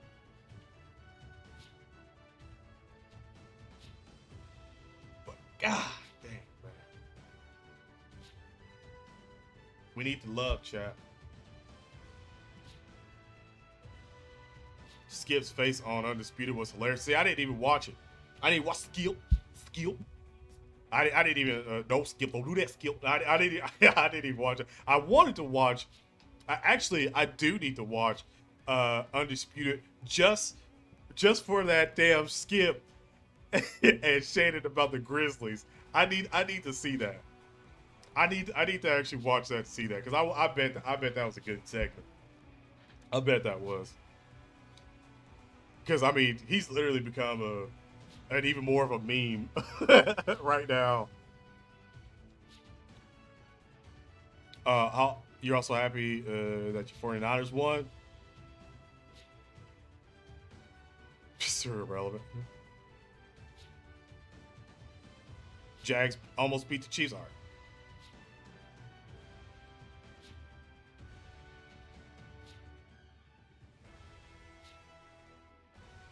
Oh, hey, well, thank God he's better now. Nothing wrong with the sick puppy, man. That sucks, man. It really does. He issued an apology for the Morant stuff. I mean, I don't know how I feel about that. Like, I mean, using this last part of this stream really quick to talk about NBA stuff right now. I don't know how much I would have been like, you need to apologize for that. Because in my honest opinion, the two NBA teams that I'm actually starting to hate, almost literally more than the damn Celtics, and you know I'm a Lakers fan. Like, the two that I'm almost hating just as much as the Celtics, like, I would stand to watch a Celtics game more than I would like watch them play, is literally the Grizzlies and the Suns. Like, I just like for some reason they just seem like the most front running. Like, honestly, the Grizzlies are way worse at it. Like, they're way worse because they ain't won shit, they ain't done shit.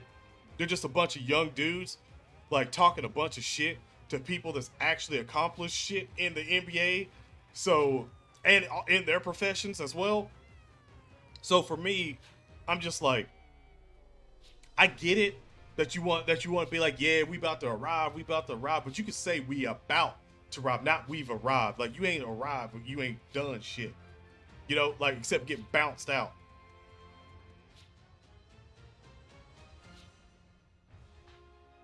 Yeah, I know he has to, but I know he probably didn't want to. Like, I would not have wanted him to, but I know he has to be the good guy and go out there and do it. So I get that, but like, for me personally, looking at it and looking at the whole situation when I watched and stuff, I was kind of like, nah, man, y'all talking a bunch of shit. Like, if he's got to come out here and apologize, then have them fools go out there and apologize for front running 24/7 and calling and saying talking a bunch of shit all the damn time, not done nothing. Hachimura trade for the Lakers show. I personally like it. Hachimura is not a bad piece to pick up from the Wizards. He's really not. Like, he can play a little defense. Like, he can score a little bit. Like, we don't need him to do everything, because a lot of stuff with the Lakers right now is, our first beginnings was everyone was trying to do too much. Our second troubles were injuries, and you know, now it's like people are starting to get their numbers. Westbrook is coming off the bench trying to get numbers. You know, he's getting them. That's cool. All the other pieces are trying to score. You know, some of the young dudes in the team are actually getting a little bit better. They're starting to knock the cobwebs off them, starting to shake a little bit of that NBA sort of newness. You know, like you get to the NBA, you're new, everything's new. You're getting used to pretty much the road schedules, the back-to-backs, the trainings, like all that stuff. Like, it seems like a lot of them are starting to, you know, get into it. Like, Bryant somehow out of nowhere is becoming very pleasing for us as a center. Like, I think he put up like 30-something points the other night, or last night, or the other night. He put up 30-something points. Like, that's, I'll take that. I mean, Anthony Davis coming back might mess up that dynamic a little bit, but if you still have Brian at the 5 and you put AD at the 4, And AD's way more comfortable playing the 4 than he is the 5. So if everything can cohese, then great. He's a great pickup. Like he's easily a great pickup, and that's a great pickup, especially even if he does come off the bench with Westbrook on the second unit. Like that's another character, that's another person that's young, athletic, that Westbrook has to sort of help him and lead him through as well too. So it helps the depth of the team, but I still don't put it as like it's one of those trades unless it proves me wrong, and I'd love to be wrong with my Lakers. But unless we get somebody else, I don't see it turning it around to be like, oh yeah, we're gonna make a run. Like I don't see that unless dude comes in and starts somehow balling like uncontrollably. That's the only way I see that.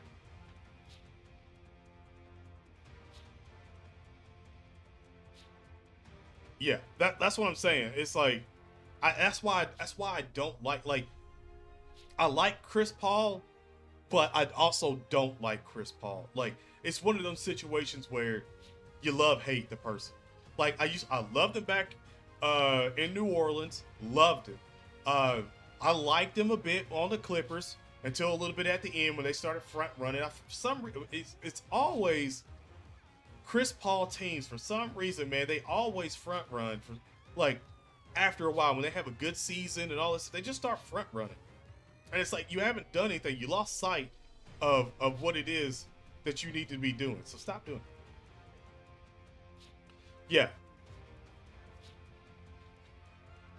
that's what I'm saying. Like they the defensive wise, our perimeter defense kind of sucks to be quite honest. Interior defense is a little bit better, uh, but our perimeter defense off the pick and roll, off the screens on the weak side, going to the strong side, like it, dude, it's it's bad. Like we just can't defend the three. Like I don't know if it's just we just got. I think one of the reasons why is because we got lazy defenders. Like Dennis Schroeder is a lazy defender. Until like he's like a sneaky lazy defender. Like we seen him get the game winning bucket and stuff like that. We strip and everything. That's cool. That happens every now and then. He can do that every now and then. He can score. That's not his problem. It's just he's a very crappy perimeter, and just like James Harden, everybody it's not that he can't defend it. It's just that he's lazy.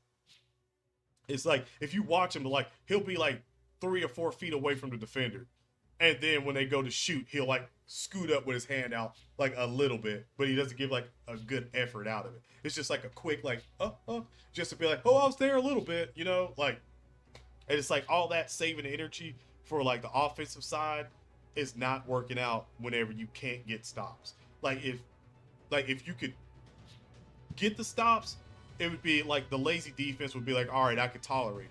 But you can't get stops. People score a lot. They get beat in fast break a lot. Like that's one of the reasons why they have a lot of trouble with fast teams. Like teams that actually get out on the break.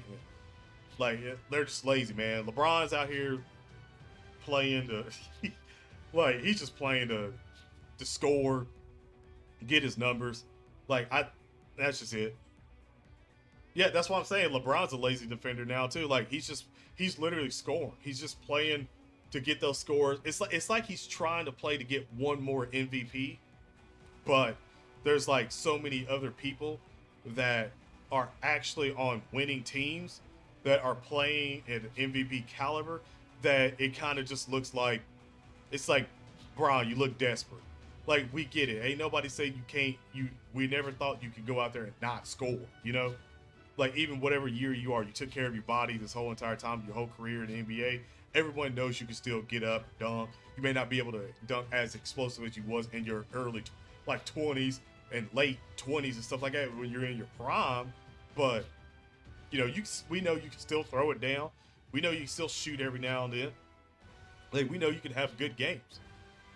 But it's like just him doing all that, it seems like it's just more one of those reaches where it's just like I know what you're doing, and you're not going to get an MVP award out of this because everyone knows what you're doing.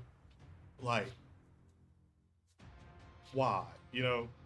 So, in my honest opinion, I think that I don't think Lakers get anywhere, to be quite honest.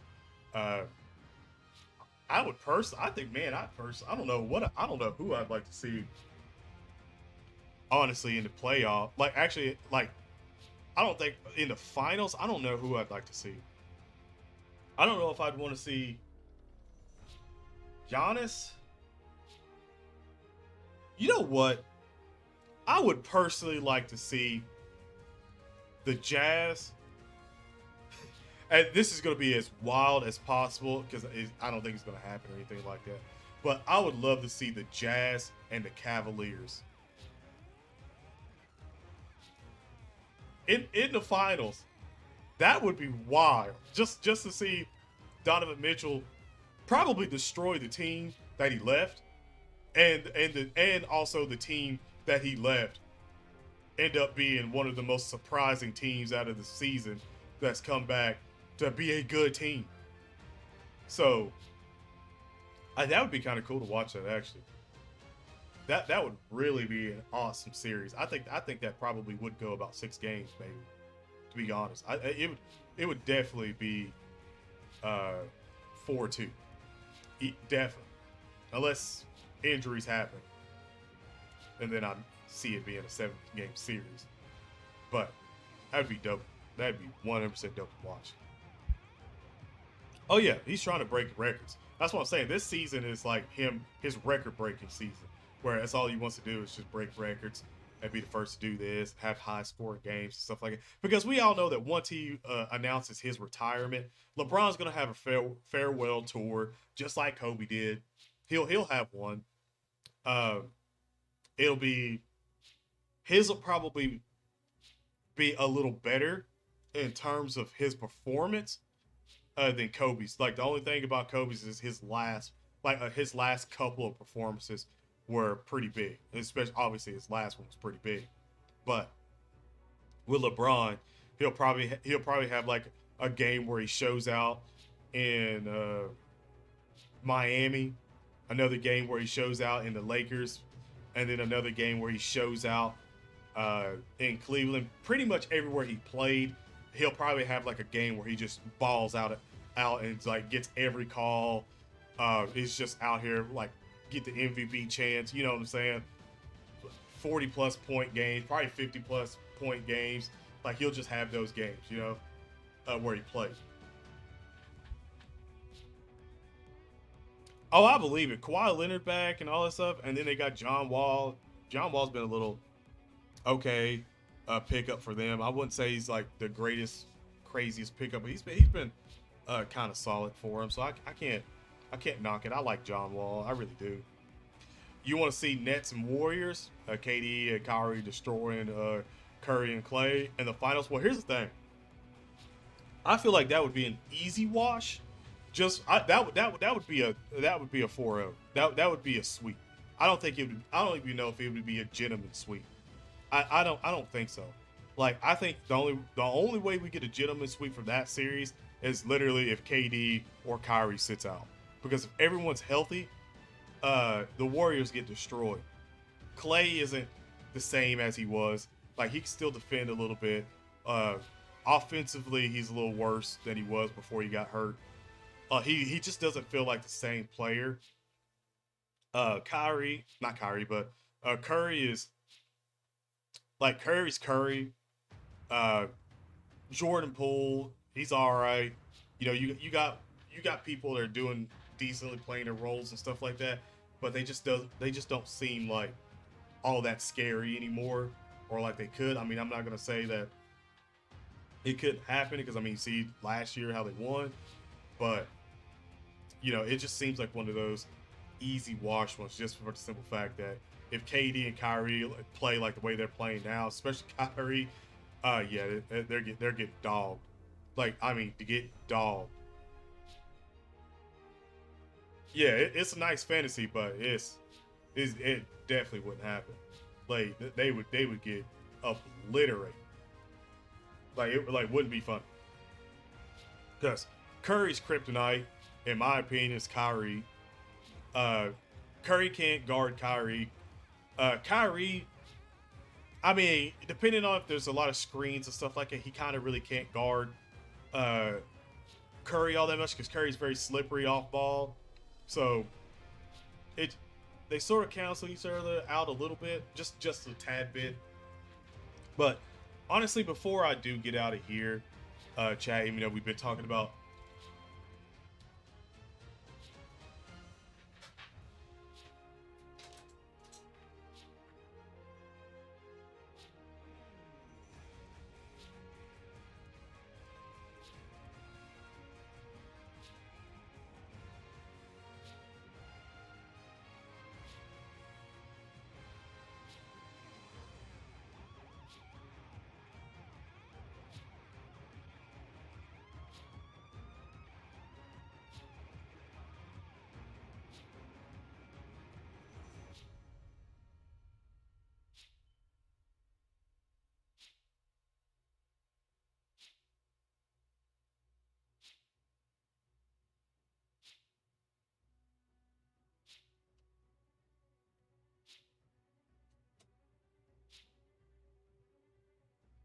Sorry about that. Thought I heard the doorbell, and I was like, "Who the hell is like knocking on my door?" Like, I thought I heard the doorbell, but I think it was my neighbor's doorbell on their place. But I was like, "What the hell?" Uh, let me see. Let me make sure there's no like sort of things popping off on Twitter. Mm.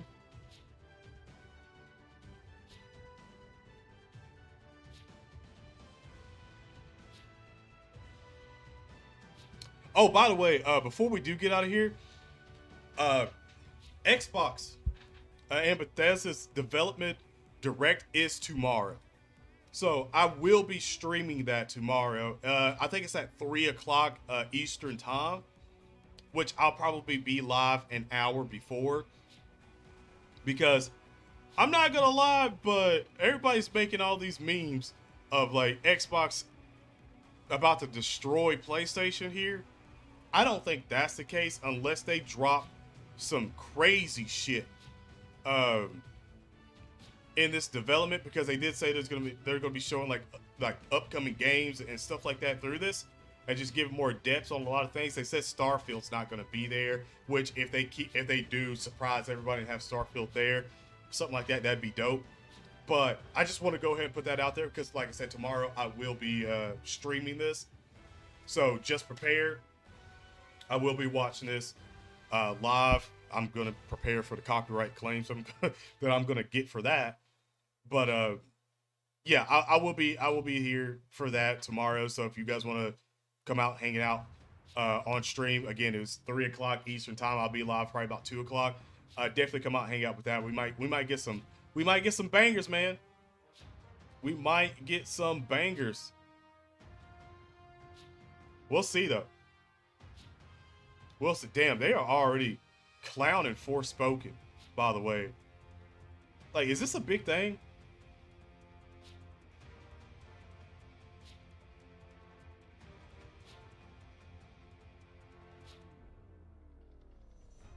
Yeah, I don't see anything for Dragon Ball Super right now.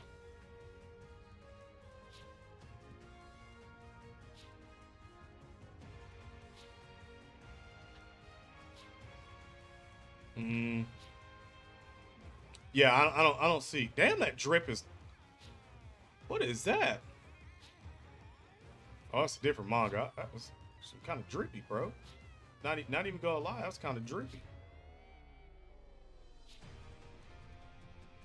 Um, yeah, I don't see anything for Dokkan Battle.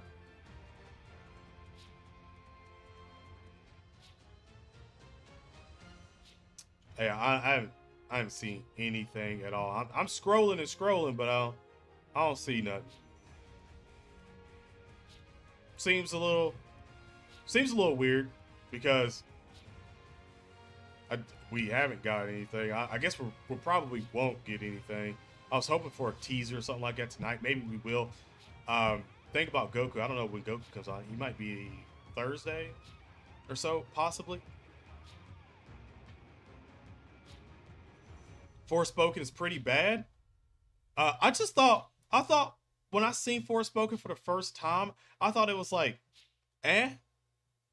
I never got why everyone was going buck wild about that, because normally when you get like when we first, now when the first time I ever seen that trailer, I think it was like a year or two ago, the first time I ever seen that Forspoken trailer, I will say that I was like, oh, that's pretty wild. This might be really dope.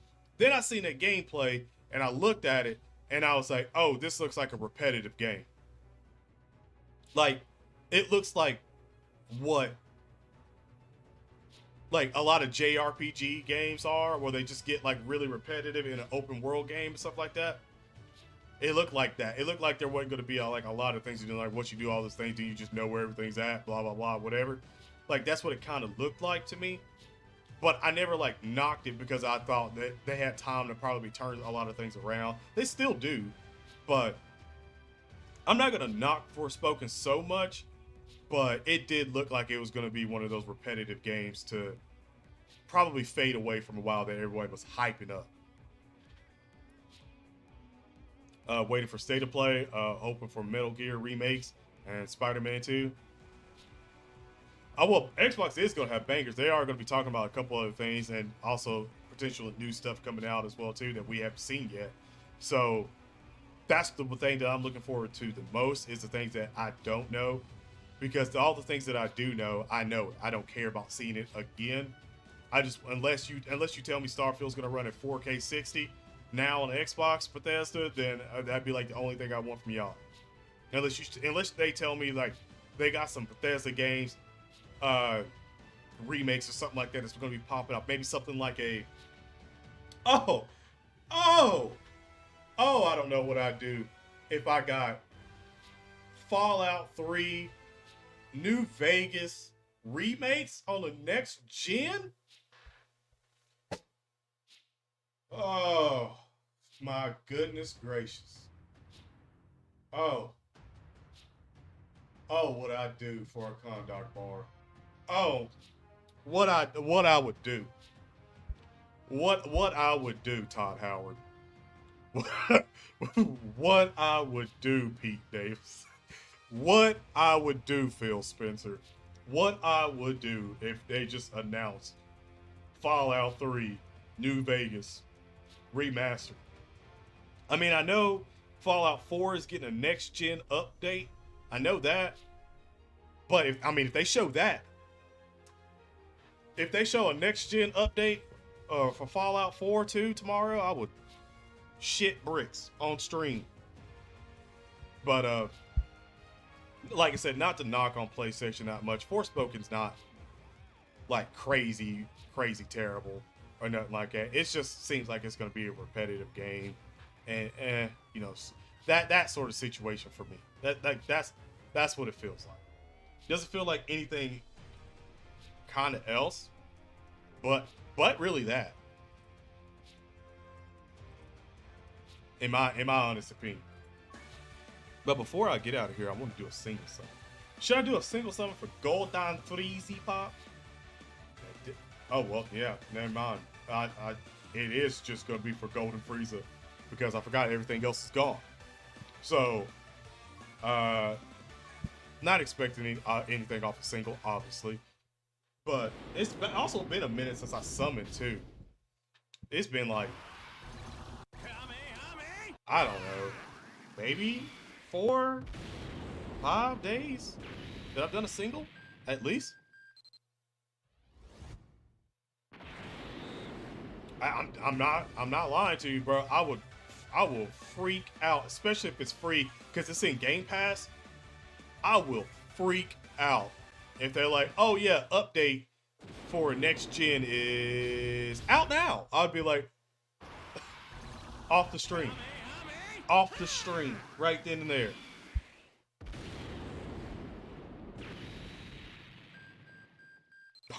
Hey, you know what? Let me get a drink too. This is gonna be my third single, so usually the third or fourth single kind of picks up in an SSR. So let's see. Let me see if the algorithm's kind of right on it. Bro, these two bottles are different heights. What the hell happened there? All right, same bottle of water, just two different heights. In the same pack of water. Interesting. Interesting. I mean 18. There's a do or die. Goku screaming do or die. Hope we get a release date for Redfall. It'd be nice to get a release date. Hopefully, it'd be nice to get a release date for like a lot of stuff. Did Trunks just summon Trunks? I think that's what happened. Trunks summoned Trunks. I think that's what just happened. Okay.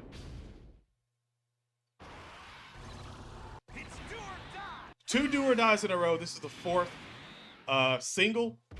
So is the fifth single going to be good? Is the fifth single algorithm half a multi going to be good?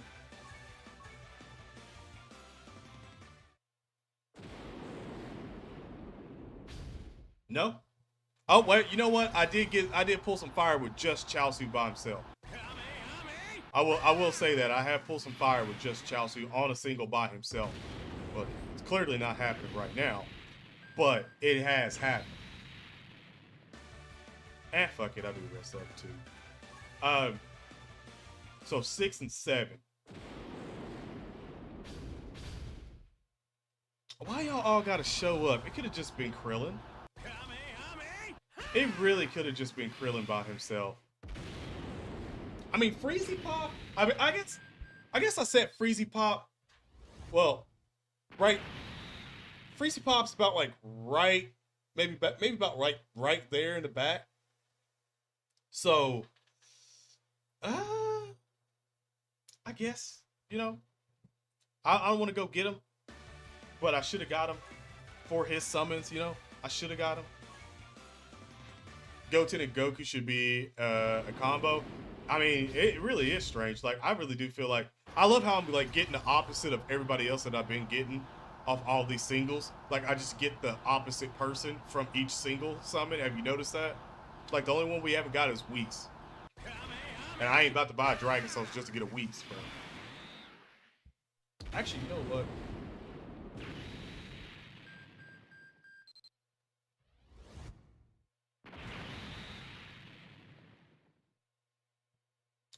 You know what?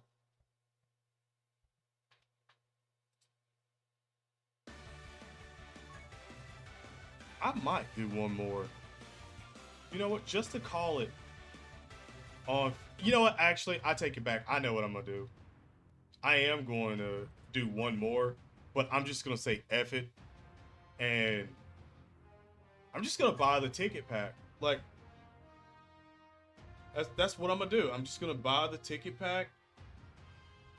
And that'll be it.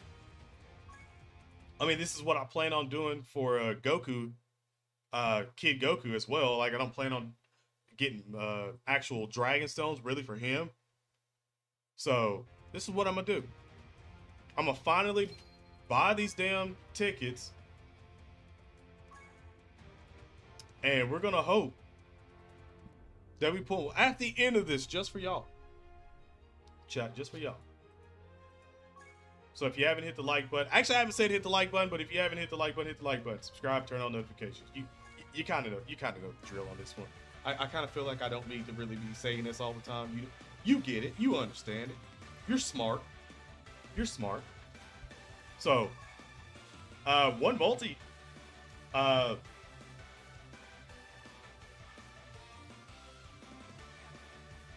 I'm trying to remember. This premium ticket, something is 3 SSR characters guaranteed per multi. That's right. It's just not you're guaranteed to get him. I would like to get Golden Frieza. I guess, I'll take him. He's new. I need new. But if I don't, I don't. I guess I won't be too worried about it. See, look, there you go. I literally called it. We just got Beerus on the last one, and then I do the multi, and then here's Whis with 5 people. Kamehameha. I would much prefer if we get a rewind time, something here, but I doubt it. Yeah, nothing good. Just Kamehameha. So this is gonna suck. Well, the ticket sucked for me. I'm calling it now. 18. It's not good right off the bat. Another Frieza. No fake out. Already Rainbow can't do anything with that. Whatever. And Fasha. Oh, Goku. There we go. Goku Gohan. There you go. Absolute dog shit. Literally absolute dog shit. So, honestly, I mean, I know the tickets come in clutch every now and then, but to be quite honest, man, I don't think my tickets have came in clutch on these banners for a little bit, dude. Like, I just feel like sometimes I feel like the tickets are just a fucking waste. Like, they're overpriced to literally get this. Like, I mean, it should have, like, for 30-something bucks, it should have been like, you're guaranteed to pull an LR. Like, you're guaranteed to get a featured, you know, LR. Was any of that featured? Now I'm thinking about that? No. Nah, except for him. That's the only feature that I pulled. The SR is the only feature that I pulled. Yeah, I just feel like it's too much of a waste, really, to have all that. But it is what it is. I'm not that worried about it. Definitely 2016, maybe 2017 multi. Maybe early 2017 multi is what that looks like. And by then, I probably would have been somewhat okay with it. But now, after like, I think just about everyone is probably Rainbow. I want to say I might be able to use dupes of none of them. So I think most of it's just gonna be free SA. So no, I ain't worried about it. Like, if the next tickets that I get for Goku are fucking fire, I'm cool with that. I'll take the Dokkan Fest over the summonable LR. I'll easily take that Dokkan Fest over the yellow coin LR. Like, I know I can buy that eventually. Again, I ain't worried about that at all. But anyway, chat, if you guys did enjoy the stream, you already know what to do. Hit the like button, subscribe, turn on notifications. That way you get notified when we go live and put up more videos. Again, chat, have an awesome day/night. Stay safe. Damn, I didn't even see what time it was either.